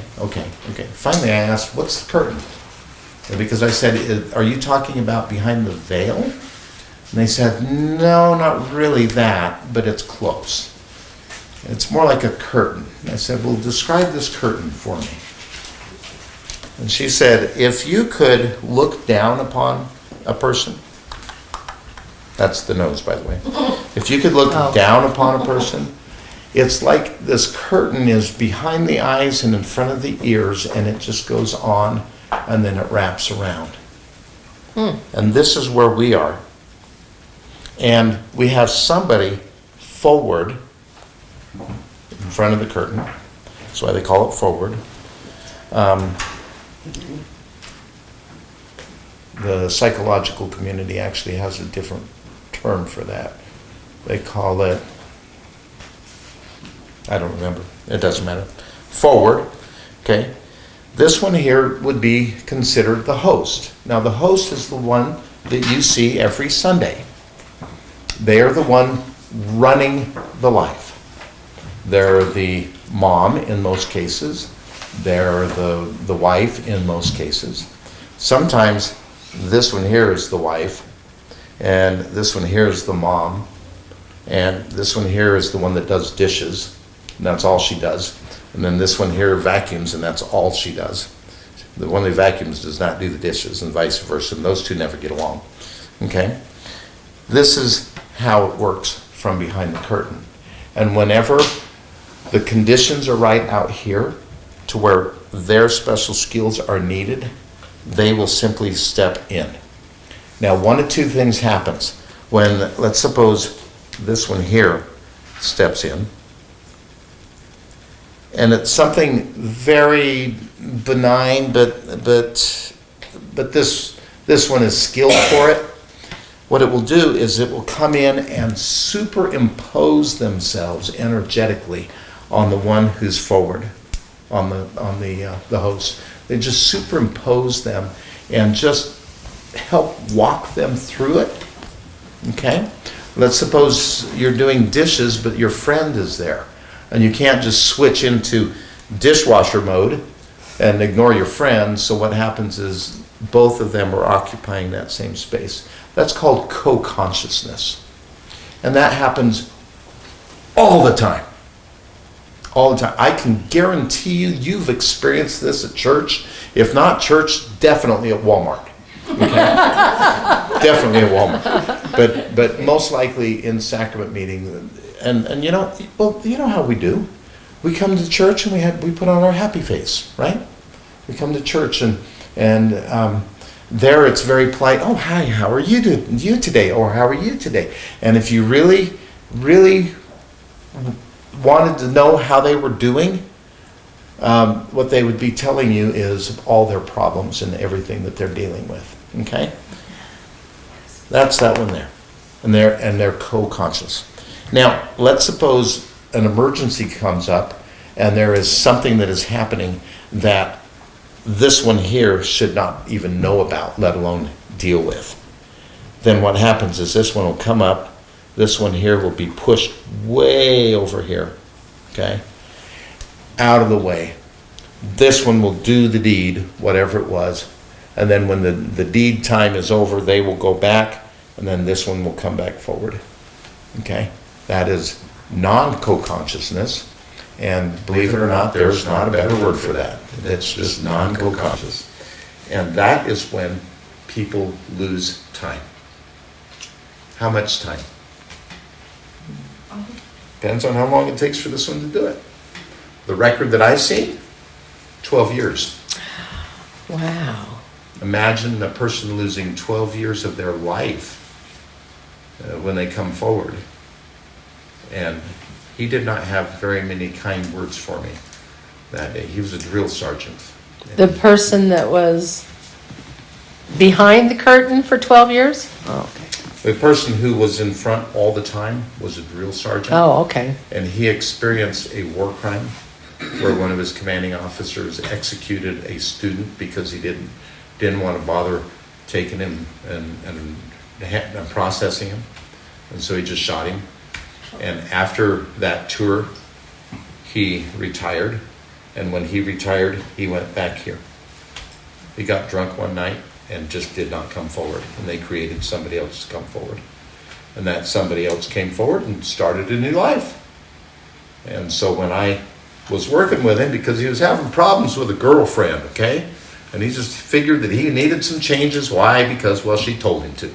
And so that's why he was there. And so we were processing. Next thing you know, I'm meeting Sarge. And Sarge, he actually told me I could break you in two. And I said, yes, you can. I said, no. I said, yes, sir, you can. And I really wish you wouldn't, because then you're never going to figure out how to get back inside. That's an hour-long discussion. Yeah, go ahead. So here. You. This is a trauma that is like with the individual. Is there like a generational aspect to this as well? Yes, but not quite what you might be thinking. Because there is such a thing out there as generational healing, okay? Where we have to go ahead and process the energy for our forefathers, okay? Because the sins of the fathers shall be on the heads of the children. To what generation? Depends on where you read, but I think it's like 4, 5, or 6 generations, okay? The problem with that is it clashes with the article of faith that says man will be punished for his own sins and not for Adam's transgressions. So that means if grandpa or dad did something to create a problem, okay, should you have to repent for him? No. But here's where those two match. Just a second. And I might be answering your question right now. Here's where those two match. If a person chooses to be born into that family line and takes the results of that sin and is able to heal, now it makes it possible for everybody back here to repent. Because how do you restore a life? Part of repentance is restoration. And how do you restore a life? You can't. You can't. So until that life is healed and restored, these people back here can't really repent fully. But once it's done, now you've done that generational healing because they can now repent. Isaiah calls it the healing of the breach and becoming saviors on Mount Zion, small s. Bingo! Tapping into the atonement. Bingo! Through Christ. Bingo! The question that, I mean, I don't know if that kind of works within it. This is just, my husband's from Peru. Mm-hmm. And I've just noticed patterns in their family. Mm-hmm. And as I've looked back generationally of like the Inca and how they operated and then the Spaniards came in and they did the Inquisition tortures and stuff. Mm-hmm. This generation learned helplessness, Mm-hmm. where they can only operate within this certain thing that they have been trained by Mm-hmm. centuries to behave there. Absolutely. So that's kind of like why I'm asking that if they heal that, it will heal all of that? It will. Okay. I mean, you want to do generational healing? Heal the alter personalities, heal the multiple personalities. Now what you've done is you have stopped the abuse from moving forward. And if this person does abuse that generation, it's at least minimized. Okay? And then eventually it will heal. Go ahead. Well, first of all, I want to say I do believe in multiple personalities. I've had several friends throughout my life that have, documented going to counseling for those kinds of things and stuff. But what you did share with that Sarge guy, that he got under the influence, got totally drunk, then this other personality took over. That sounds very much like what I was talking about before with George Ritchie and Visions of Glory, where other personalities come to take over rather than. You're going to jump ahead, aren't you? Well, okay. We've studied it before, and it is a big concern that we're talking like talk therapy for multiple personalities when with Sarge, it started with an episode where he was out of control and he opened himself up to evil. So you have to get rid of those, right? And Oh, how yeah. do you do it? I mean, Oh, yeah. No, I'm So with you. are they evil entities or is it a split? And how do you know the difference? I know. Wow, sounds like information would be handy right there. The body and the spirit can't marry each other and become whole, holistic, wholesome, complete, holy as a man of holiness until those blocks are. Are you telling me that with all that negativity that the male and female energies can't combine? Are you suggesting that we have to find a way to where we can reunite the heart with the mind? Two witnesses.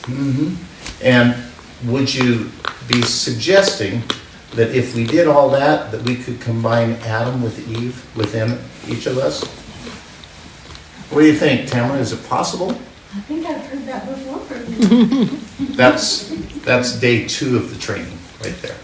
Okay, I'm going to get right into that. And just like one psychologist that had gender dysphoria, he said he actually realized it was all genital dysphoria. And this is getting to the crux of it because there's not all these other confusing things, which Satan does so that we'll all be confused and throw up our hands, being confused and not getting to the heart of it, which is more simple. So say you have somebody that's schizophrenic and they come to you, I guess I'm just asking, what would be, like say they came 4 times, or however you said, you don't know how many times, their behavior could possibly disappear. Oh, absolutely. Well, are you asking, would they become a different person? Yes, but Yeah. to me, I'd like to hear a little bit of how some of your clients after experience. Oh. Did you know who Jill Budd is? She was on with, what's his name? Jason Preston. Jason Preston. I wanted to call him Spencer Tracy, and I know that's not Jason Preston. She was on with Jason Preston, okay? And she came to one of my trainings, SRA, MK Ultra, and at the end of day 3, of course, mind you, she had 3 days of learning everything of what I was teaching, and at the end of day 3, we used her for a demo, and it took 2.5 hours, and she is completely healed. And in fact, she wrote the foreword for my book. Her life is completely different. Completely different. Some of the pitfalls that people have afterwards is now they have to live life. They can't just disappear and let somebody else come forward. And so sometimes life gets a little overwhelming. So I strongly encourage them to learn life skills, take life skill classes, classes on thought and manifestation, choice and accountability, agency, those kind of things. You missed the cleaners and the cookers. You lost. Is that his book, in his book? No, just the personalities that do all the cleaning and the cooking. All right. He didn't miss them. People miss they're doing all the skills for other people. Being the enablers of things getting done. Here's how this works. When a person is traumatized to the point where they divide, okay, a couple things happen. Here is your cook, and here is the cleaner, okay? Do you want a vacuumer? I can put them. That's a cleaner. In fact, we can have somebody who does windows. Okay. All right. Here's what happens. 2 things happen. Number 1, alter personalities are created. And what are they created to do? They do 2 things. Thing number 1 is they hold emotion. Okay? Thing number 2 is they do things. You ever wonder how those people who are divided can just move forward, almost robotic, and do these dastardly things that they do, and show no emotion in doing it, the reason why they are able to do that is because somebody else was created to hold on to that emotion. Now, the doer can simply do. So you have doers and holders. The other thing that happens is because of the trauma, the auric field, that's what this circle represents, the auric field is damaged. And it has holes in it. And if you go to Ritchie, right? George Ritchie, George yeah. Ritchie, if you go to his book, and then and the sailor, and he drank until he fell down, and what happened? His auric field, right above his crown chakra, opened up, and it allowed access for trespassing spirits. So here's how this works. It works almost identical with this. The difference between the sailor example and this is that the sailor example provided an opportunity that was going to close as soon as the guy sobered up. Okay? With this, it's a long-term thing. Okay? But they stay inside, they don't necessarily leave, even when the person gets sober.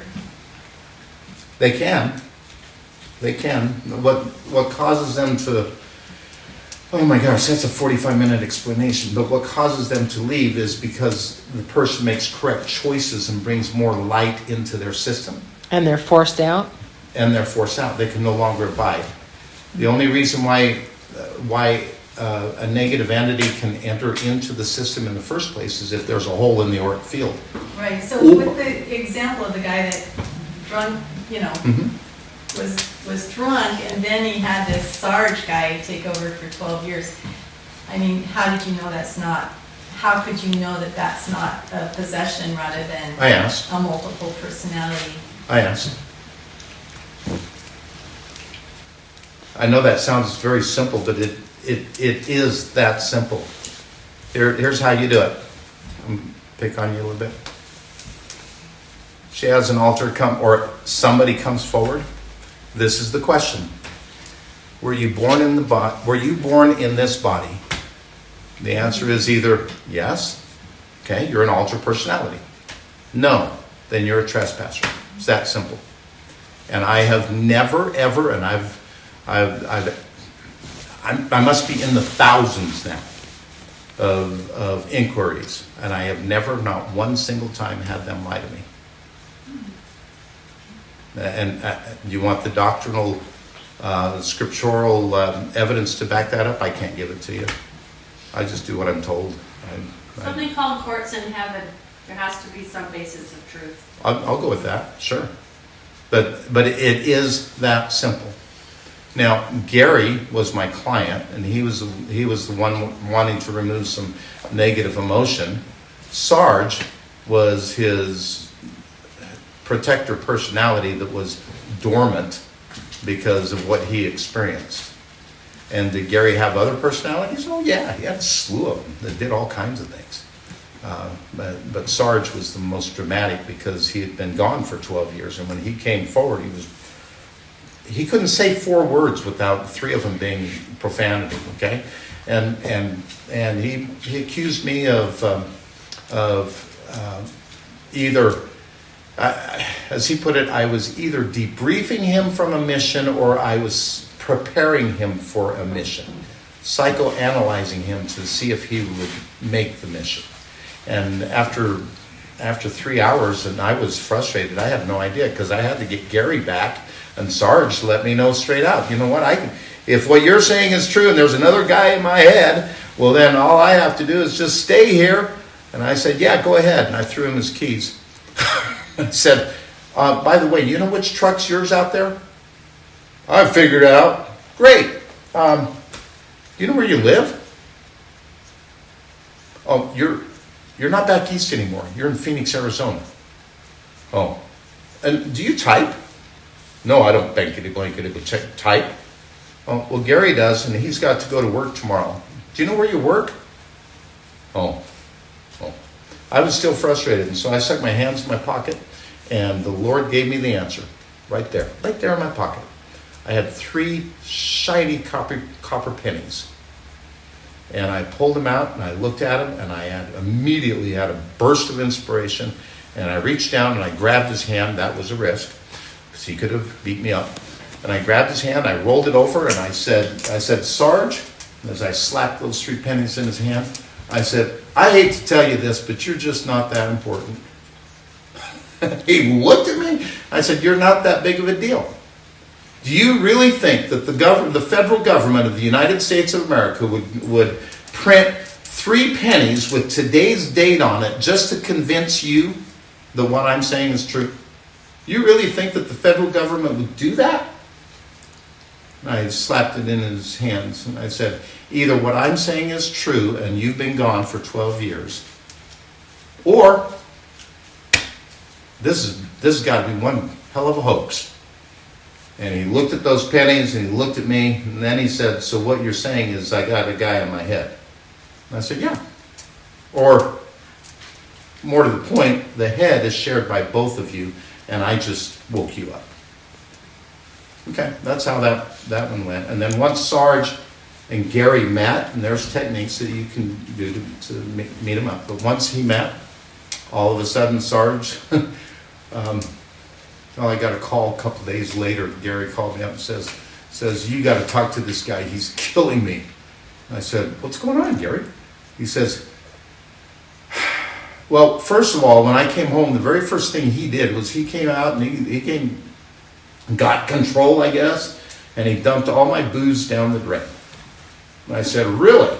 He said, yes. I had some 12-year-old scotch that he poured down the drain. Now, I know nothing about alcohol, but I knew that it was important to him. So I said, 12-year-olds? Yes. I said, okay. And besides that, he took all of my cigarettes and he dumped them in the dumpster. I had to go out there and fish them out. And I said, okay. And besides that, I am so sore, you have no idea. Sore? Exercising. Yeah. The next morning, he woke us up at 4 o'clock, and we went running for 3.5 hours. I haven't run in 12 years, and we went running for 3.5 hours. And my legs are so sore. I'm going to die. If we keep this up, I'm going to die. I'll talk to him. Yeah, okay. Sarge. Hey, Sarge, front and center. And what do you want? I said, Gary says that, you dumped his scotch? Well, yeah, I had to think twice on the scotch. But the rest, he doesn't need that. This body is so out of shape, I'm going to whip it into shape. And I said, yeah, apparently. And you threw away his cigarettes? Yeah, I quit smoking 12 years ago, and he picked that nasty habit up. Okay. Running? Well, hell yeah, we're going running. That's what they do. And then what Gary didn't tell me is when they came back, they did calisthenics for 45 minutes, push-ups and this and that. And I said, well, Sarge, that's pretty cowardly of you to do that because now he has to put up with the pain when you go back inside. Yeah. If he would have just kept his body in shape, we wouldn't have to do this now, would we? And I said, Sarge, let me ask you, would you go to battle with people who were about ready to die? Well, no. Well, brother, you're about ready to go into the biggest battle you've ever fought in your life, and you're injuring somebody before you're taking him in. Do you think that's a good idea? Okay, I see your point. See your point, Doc. He called me Doc. I told him not to, but he did it anyway. And I said, I think that what you need to do is back off a little bit. Okay? If he wants to smoke, let him have a smoke. You can object to it later. Okay. All right. Okay. When are we seeing you again? Wednesday. Okay. We will be there. Thank you, Sarge. Let me talk to Gary. Hey, Gary, I think I got a truce. Oh, man. I so appreciate you, Keith. I so appreciate you. Yeah, how are things going with your girlfriend? You know what? Right now, things are so weird. I don't have time. I said, I understand. Okay, we'll see Wednesday. That's kind of how. Now, which one was the real person? They both are. Well, I mean, the one until he split. Was it Sarge or was it Was it Gary? Neither. Oh. Oh, wow. So how does the Holy Ghost? He was somewhere in here. This was Sarge. Sarge was probably about that. Gary was about that much. And then all the rest were a myriad of other personalities who did different things. And so, who was the original? There's no way of telling. Which raises a very good, and I'll answer that in a second, which raises a very good question. Because you hear this all the time. But this was the core personality. No, there's no such thing as that. I had one client that in her mid-20s, she was in a car wreck, put her in a coma for 5 days. And during that time, all the personalities got together and said, I'm not going out there. No way. She can die. Well, we don't want her to die. Well, I'm not going out there. And they're having this conversation, and the higher self was trying to get everybody to cooperate. And what they came down to, okay, look, we're going to create somebody else. I don't know where they split, but we're going to create somebody else. We're going to throw her out front, and she is going to now live the life, and we will give her information on a need-to-know basis. So, I mean, it was a perfect opportunity. So they created the host. The host came forward, was living the life for good 15 years before she needed my help, and she needed my help because she was having all of these flashbacks, okay? Because Wow. she witnessed an accident, and it toppled the apple cart inside, as they described it to me. But yeah, so who is the original? Just depends on how far, where do you want to start? So who do you bill? Who do you heal? Who do you bill? Oh, who do I bill?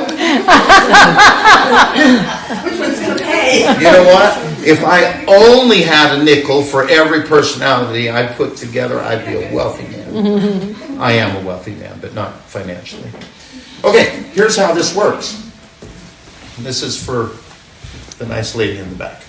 Here's how this works. The auric field is now damaged, and it's really, really damaged. Damaged bad. It doesn't just heal back because there's so much negative energy inside that's being held by these guys. Then along comes a trespassing spirit, okay, one of the third of the hosts of heaven, that thought that they were going to get a body without having to work for it.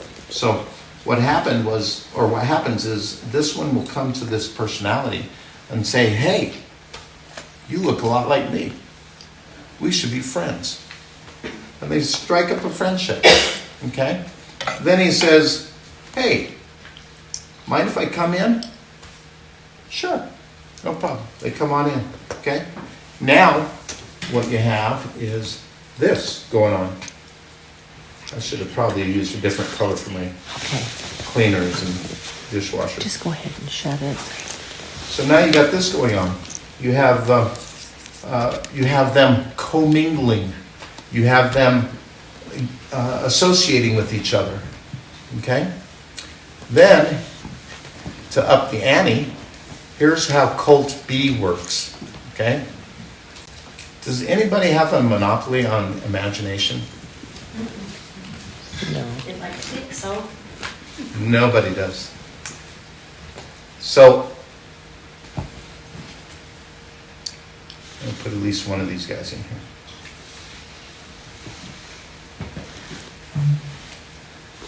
So what they do is these trespassers, they come on in this system that's heavily damaged to begin with. And they use imagination and they create a room, a place. What that looks like in the mindscape, from the mindscape point of view, is the big, dark, scary castle. Now, why would it be a big, dark, scary castle? Isn't that what we always equate evil with? Yeah. That's one of the good things that Disney did. Okay, because just like my lady who had Snow White and the dwarfs and everything, after the abuse, she was always plop down in front of Disney cartoons. Okay? So wouldn't it make sense that, wouldn't it make sense that in their creation, that they would create a big, dark, scary castle? Why would they do that? So that these guys here will stay away.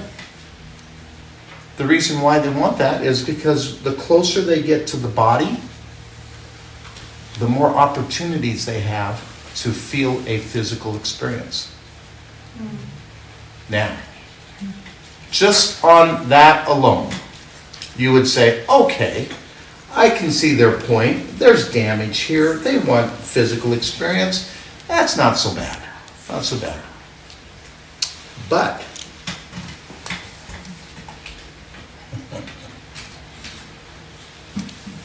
what they do, because they're using imagination, what's the limit on imagination? Unlimited. Unlimited. So in this dark, scary castle, they can invite one of these to come on in to play a game. And that game is ritual abuse. They can torture, they can set up any kind of an environment that they want to abuse that alter personality. Okay? So it's not even necessarily the host. Oh no, host has no clue. Why? Because she's doing her job, which is live the life. Okay? She's on a need-to-know basis. Does she need to know about this? No. Not yet. No, there's a plot here. There's a plot twist. Not yet. But, in fact, it's best if she doesn't. So what they do is, as they're doing this, they create other personalities. Okay? So before you know it, you got a bunch of these that are put into different areas out here. Okay? They basically abuse them and toss them back into the system. Wow. With intent. There is a purpose behind all of this. So, here's the number one question. If it happens here in the mindscape, did it really happen? Yes, with the vain imaginations. I'm going to go, not even vain imaginations. I'm going to go with, yes, the nice lady over here that's been to my class. Okay? Yes. Because is this world real? No. To them. To them it is, but it's... I guess it just depends on your definition of reality. What is real? Can any of you feel the Wi-Fi network No. that we're all in? But is it real? Yeah. If you don't believe me, check your phone. There's a signal. How about all the radio signals that are going around? Are they real? Yeah. Yes. How about this world here? Is it real? Probably. Absolutely. And in fact, to them, it is more real than you are. It is more real than you are. It's more real than any of us are. Okay? Here's why. To them, this world goes 24 hours a day, 7 days a week. You and I, they only see us if they want to look at us. And our awareness of them has to go through this one, through the mind, because remember, the mind is the access. And they only see us once in a while. They see each other all the time. So in their world, this is more real than you and I.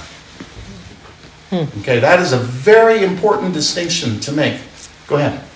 So, in that room that they create, in that realm, through imagination, they are creating an entity. Just tell them you got to clock I know that the currency of Mystery Babylon is like energy. And because I know that the ministers that I know that have done high-level deliverance with these Illuminati families, whatever, and they remember being taken to different places. Do they take them from that room? Don't have to. Don't have to. Let me, man, You guys are really digging deep. I usually don't go into this with. Maybe you need to take his class. Yeah. Because it's, we're already half hour overtime. Really? It's noon. Oh my gosh. I'm Have a sorry. late time, May 13th to 16th. Okay, my apologies for that. That's okay. See, I get so excited. Well, about this. it's good stuff. It is. And Ann has to go, so she has to I'm close sorry. Zoom. I'm sorry. Here was the scenario that I got. I had a lady call me up from Salt Lake, and I'm living in Manti. Or no, not Manti, I'm living in Mesa, Arizona. Oh, and we got a place to go in. At 1. At 1, okay. So we got to wrap it up by 1, okay. See, I got to get out of here. So anyway, she called me up and she said, hey, listen, I'm a victim of SRA. Bishop Pace has been seeing me, and I got to know something. Are you going to believe me? And I said, well, I have no problems believing SRA. Now, do I believe what you've gone through? I don't know. I can't really say that until I know what it is that you have to tell me. And she says, well, it's important to me that you're going to believe me. And I said, you know what? It doesn't matter. Here's why. As a rapid eye technician, I help people release unwanted emotion. And if I can help release that unwanted emotion, then the memories aren't going to matter at that point. And she says, that's good enough. Okay? So she came down to see me, and the very first thing she had to do was tell me her story. She said, here's the memory. I remember being about 5 or 6, and my younger sister was with me. And we were led down a tunnel, and the security guard opened the door, and we were naked and we had our hands tied up. We were going to be sacrificed at a satanic ritual. I said, okay. You know, as a rapid eye tech, you learn to listen to this kind of stuff, and because you know that if there's a negative memory there, you know, a couple whips of the wand, you're done. They're good. You can go home, collect a lot of money. Well, only part of that's true. And it's not them collect a lot of money. So anyway, and then she went on with her story, and she said, we were in the basement of the Salt Lake Temple. I said, okay. And there inside was the prophet and all 12 apostles. And they were wearing robes. And there was this big red pentagram on the floor, and they had candles. And the President of the United States was in there, and several members of his cabinet, and some senators. And there were kings and queens and dignitaries from every nation in the world that was there. I said, in this basement room. Oh yeah, they were all there. It was kind of crowded. And where were you?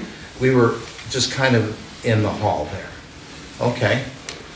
And so what were they doing? Well, they were mingling, and we were going to be offered up as a sacrifice. Okay, so what happened? Well, the security guard, he turned his back, and I was able to wiggle out of my ropes.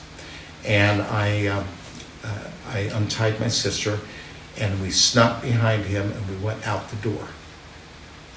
I said, out the door? Yeah. Then what happened? Well, then we took off running down the hall, or down the tunnel. Then what happened? Well, the security guard saw us, and he came running after us, and he started shooting. I said, in the tunnel? Oh, yeah. As soon as he went through the door, he started shooting at us, and we ran out of the tunnel up onto First South, and there was a crowd of people, and we ran right into the crowd of people, and he kept shooting, but I guess the crowd of people stopped him, and he turned around and he went back in. I said, okay. So how did that make you feel?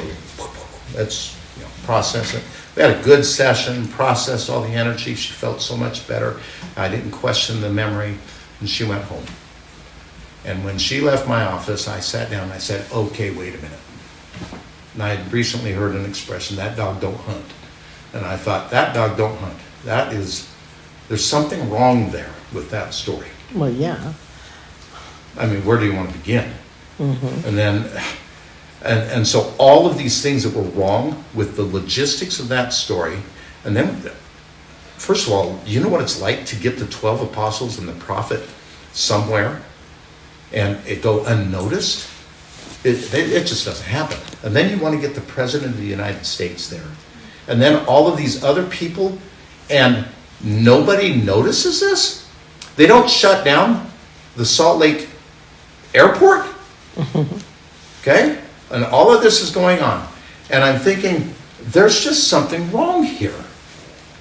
Well, it bothered me. It annoyed me, especially with what I was going through with my former wife. And then I worked on a client about a month later, and she had this one entity, okay, mind you, I was still kind of new at this, that kept coming out and sending me on these wild goose chases.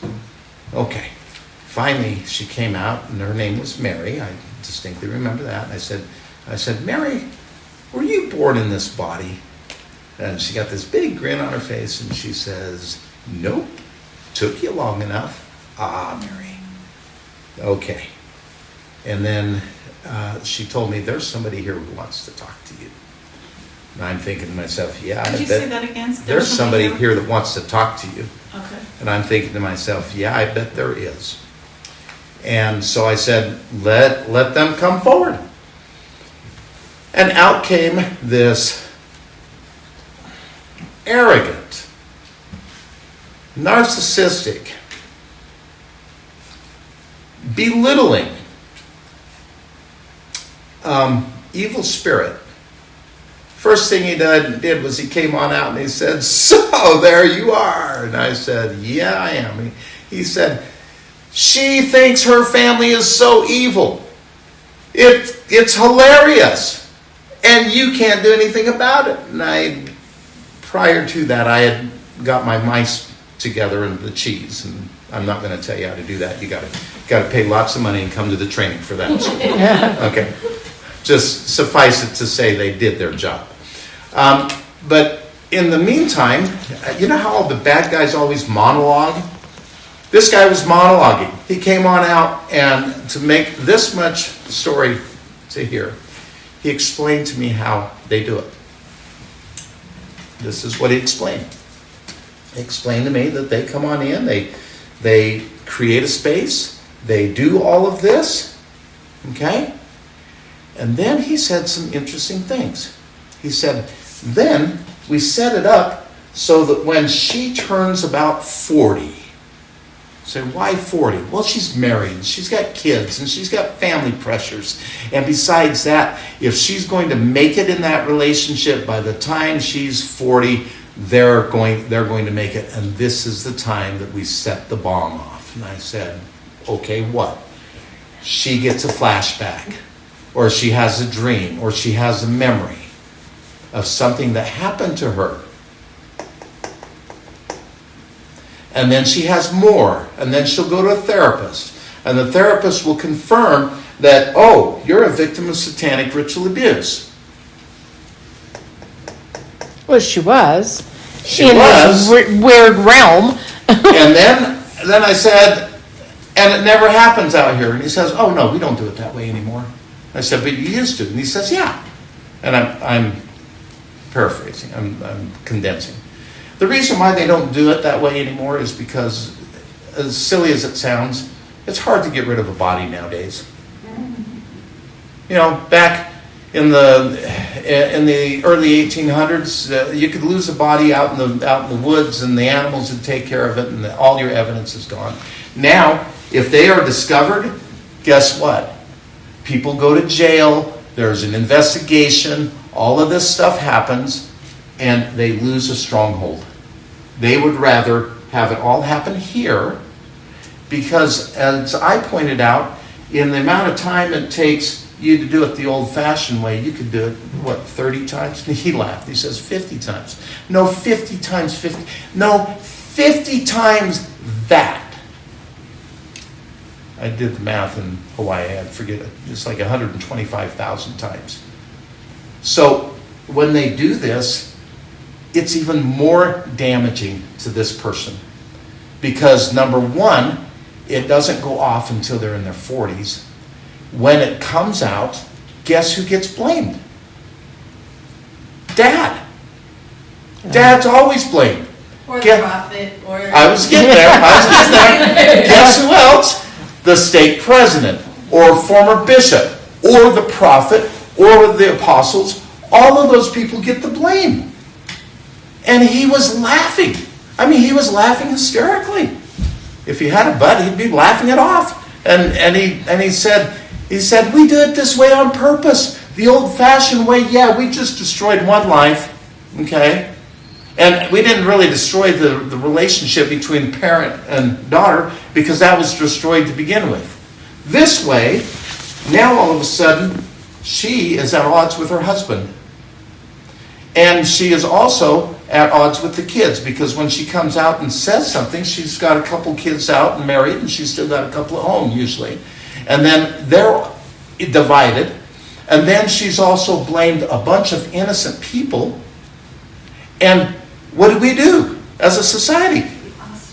We run to her because she's a victim, right? Mm-hmm. We run to her and we support her. And we go, oh my gosh, that is so horrible. I hear what you're saying. I have a hard time believing that the prophet used to do this. But you know what? There was always something odd about that guy. You know, I've heard no less than 500 claims that President Monson did this. Okay, let's just back up a minute, take the emotion out of it, and let's look at the logistics. 500 times? And he did it with 500 different people? And nobody noticed this? When did he have time? Yeah. Really? Yeah. If he did one a year, that's 500 times. If he did 2 a year, that's still 250 years. When did he have time? He would have had to have been doing this at least once a month. And nobody notices this? Yeah.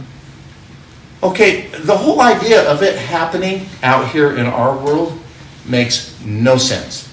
Absolutely no sense. This here explains it. And then he said something that I thought was profound, probably the most profound thing that I've ever heard from that side.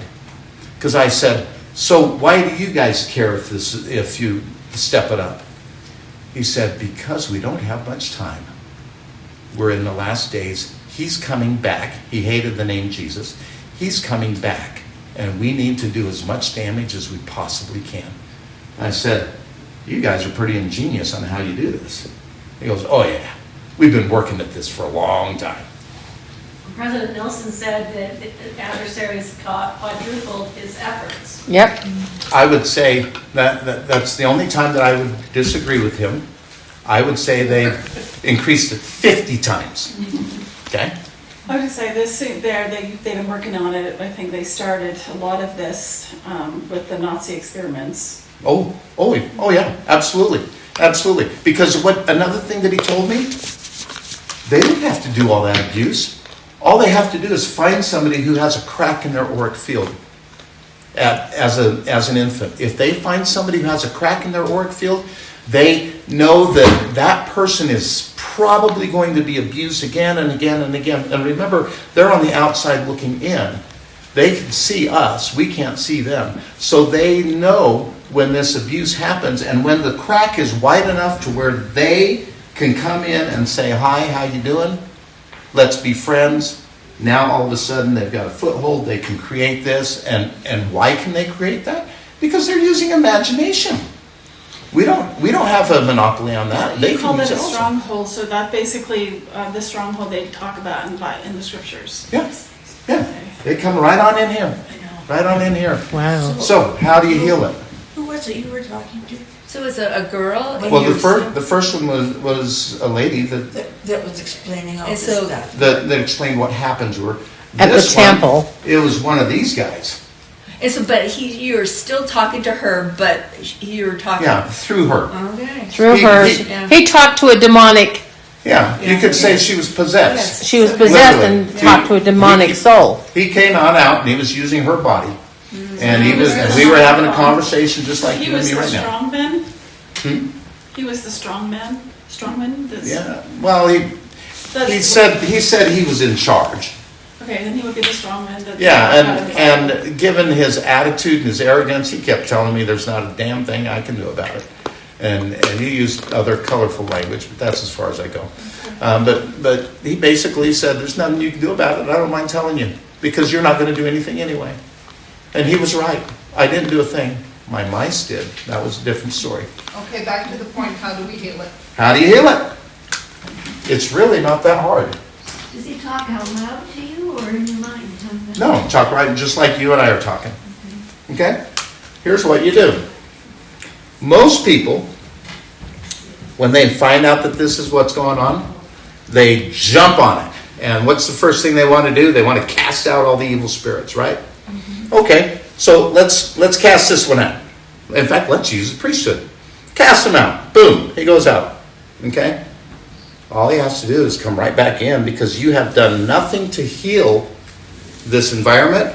All he has to do is come right back in and come back in the door. Happens all the time. You ask any priesthood holder who has had any experience with this, the most frustrating thing is they give Sister Jones a blessing, and the reason why it's Sister Jones and not Brother Jones all the time, there's a couple of good reasons. Because if you can destroy the mother in a home, you've destroyed the home. Yeah. That's True. that right there. I mean, there's like 6 or 7 other reasons, but that's the main one. Anyway, you give her a blessing, and you cast this one out. All he does is go back around and come back in. And he lays low a little bit, and then 2 or 3 days later, he's up to his old shenanigans, and then she needs another blessing. And this is the sister that needs chronic blessings over and over and over and over and over again. And where's the bishop out? Okay? And nothing gets done. And the reason why is because all you're doing is rotating these guys out. They have to follow the directive, because he is a priesthood holder. But unless you clean this up, they can just come right back in, especially if they've got a stronghold here. So the best approach is not to go after them. Let them be. Ignore them. The more you ignore them, the less power you give them. So what you do is you come in and you take care of the ones that are doing the cleaning, just because they're in red right now. You help them heal. As they heal, you integrate them, bringing them together. Okay? You come down here, you help these guys heal. Now, when I say heal and they're integrating, they're actually joining in as one. Okay? And then you go say, help this one heal. That one may have represented like 50 pain holders or whatever holders. Help them all heal. Now, you're going to work in this area over here. And oh, by the way, as you're helping these heal, you run into one of these and say, oh, you're a trespasser. Yes, I am. Then you give them something they haven't had in a long time. Agency. You give them a choice. And what you say is, I'm going to give you a choice. You've got basically 3 choices. Choice number 1 is you can turn yourself over to the Savior. And what he does with you, I don't know. I'm not privileged to that information because I've never been told. Okay? Choice number 2, or what he does with you, I don't know. But it's better than choice number 2. Choice number 2 is you go back to Satan and explain to him how you lost his kingdom. Ooh, I don't want to do that. And every once in a while you get somebody who's just ornery. And they say, well, you can't throw me out of here. With them I say, yeah, you're probably right. So instead what I'm going to do is we're just going to flood the thing with light, and we're going to make it so uncomfortable that you can't stay here. That's a good one. And then if they're really causing problems, then you call for some outside help. You get some guardian angels to come in. They tie them up and they take them to Jesus anyway. Okay? Those are the 3 choices that you give them as you run across them. My experience is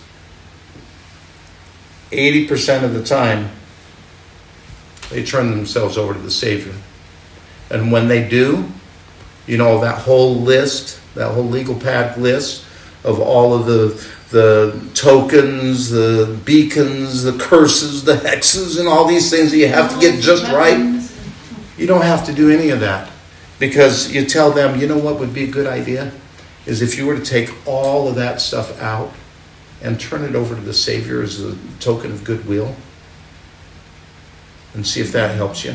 Okay, I'll do that. And then they're gone. Now, as you're integrating them, you're going to take a couple of them.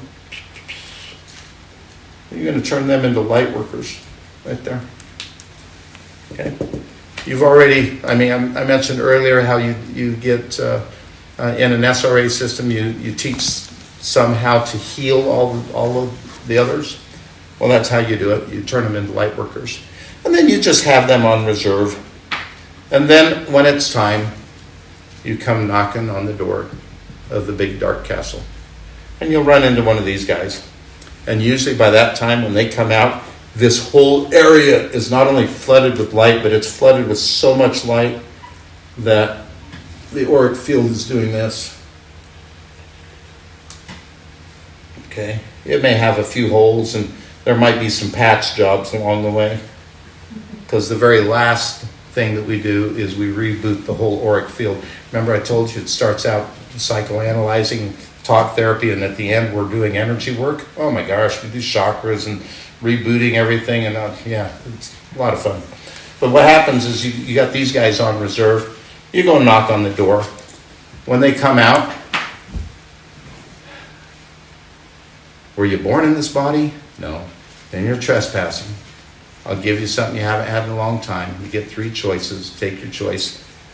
The vast majority of the time, they'll go to Jesus. Otherwise, what they'll say is, look, it's too light in here for me. I'm out of here. And they leave. And as they leave, these guys come in and rescue any of them that might be there. They heal them, integrate them. These guys have either turned themselves over to Jesus or left. This guy here is just an extra.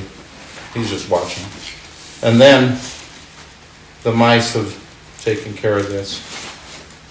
That's now completely erased. You send these guys up. They do a patch job on the auric field until you can reboot the thing. And then these guys all integrate with this one.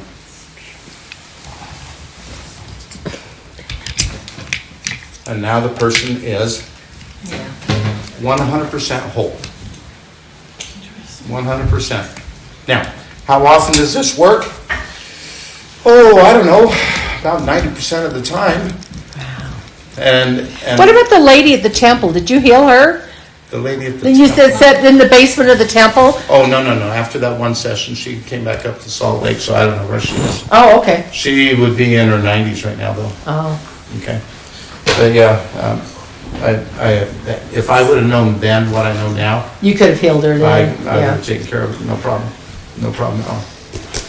I was going to say this, interesting that you say this, because like I said, that one of the ministers that I've listened to that does Hello Deliverance, he spoke with another gentleman who had a near-death experience and came back and was taught about realms, and that in the end times, he said the fastest way to heal people was through this realm. That's why I was asking the questions. And Exactly.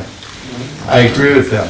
And I've been listening to a couple of deliverance ministry type people, which is different than deliverance therapy. Totally different, okay?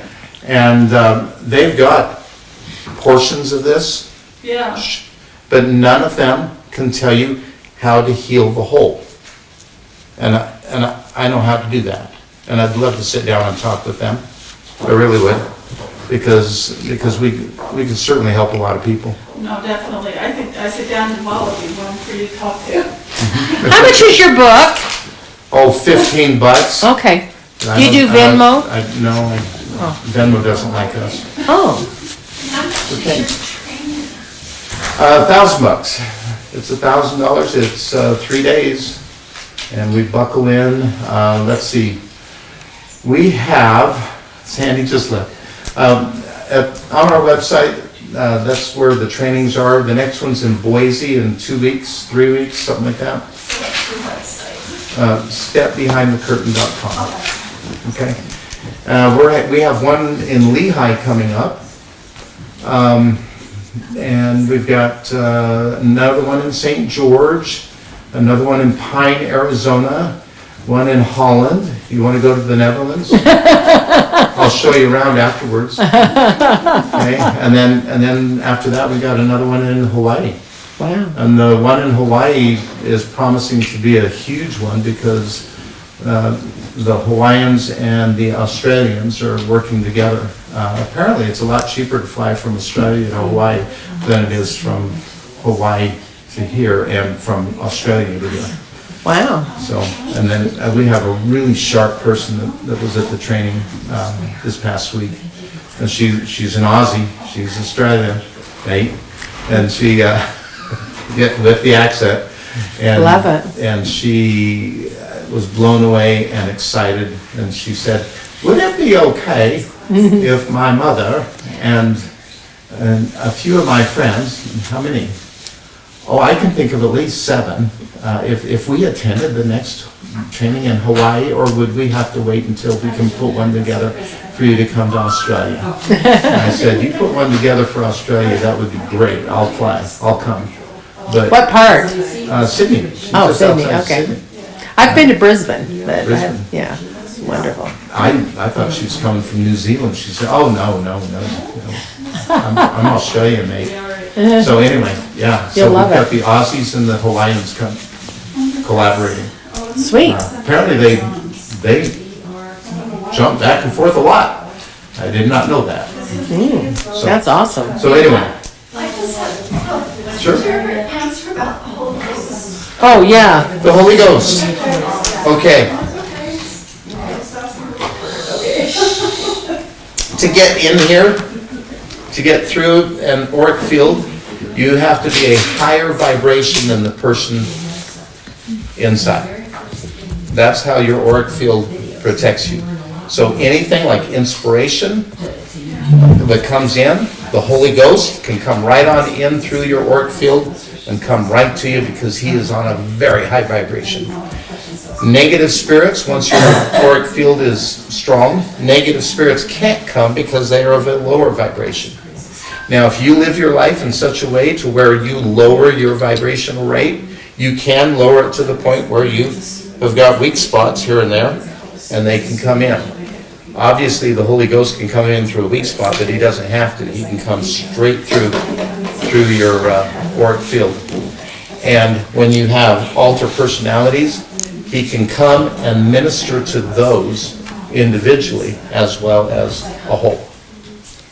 So yes, the Holy Ghost can come and minister to all or to you as a whole.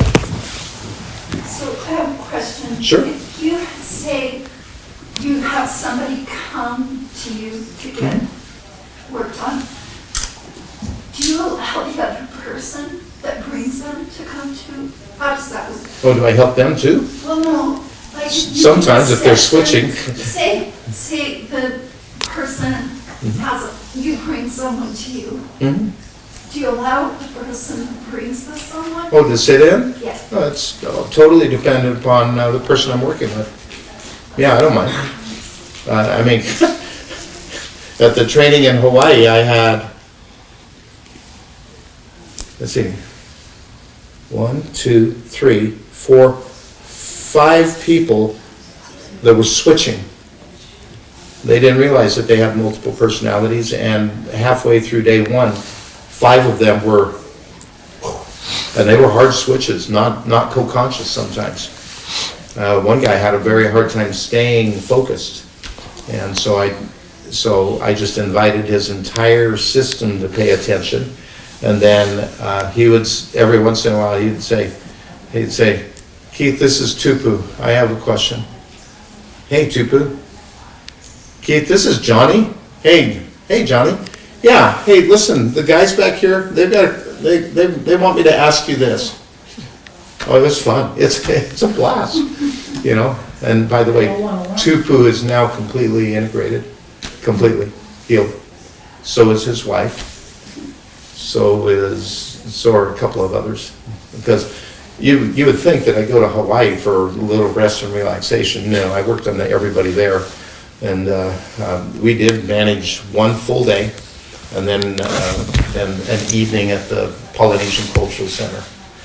And but the rest of the time I was working. So Wow, that's awesome. But they were so receptive. And everything that I explained to you, this fits in with their culture. Okay? Yeah. I don't know their culture. Oh, they have all kinds of worshiping of idols and. Oh man, this explained their entire culture. Yeah. To them. And out of everybody that was there was only one person that was a haole like me, a white person. Everybody else was Polynesian. So. We had a guy come here and talk, and it rang true to me. He talked about cellular healing. So is the auric field around the cell, or is it both? Both. Both. Okay. 'Cause, You ever seen live blood analysis? yeah. When you're a version of light, your cells have blood around them. Yeah, and that would make sense.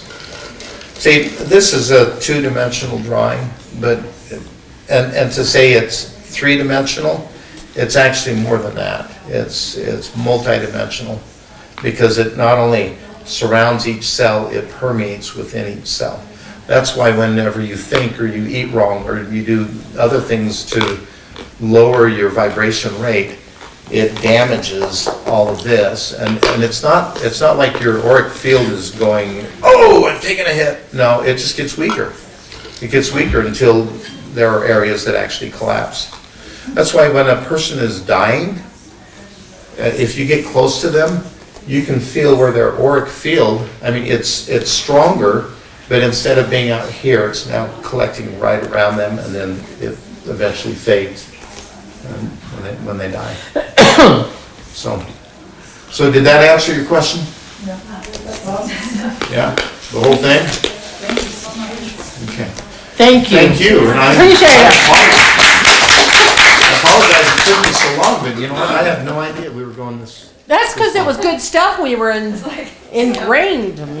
If someone wanted to work with you, 200 is a lot. Do you do it like once a month? No, I always tell them this. I say the bad news is I charge $200 an hour. The good news is it doesn't take me many hours.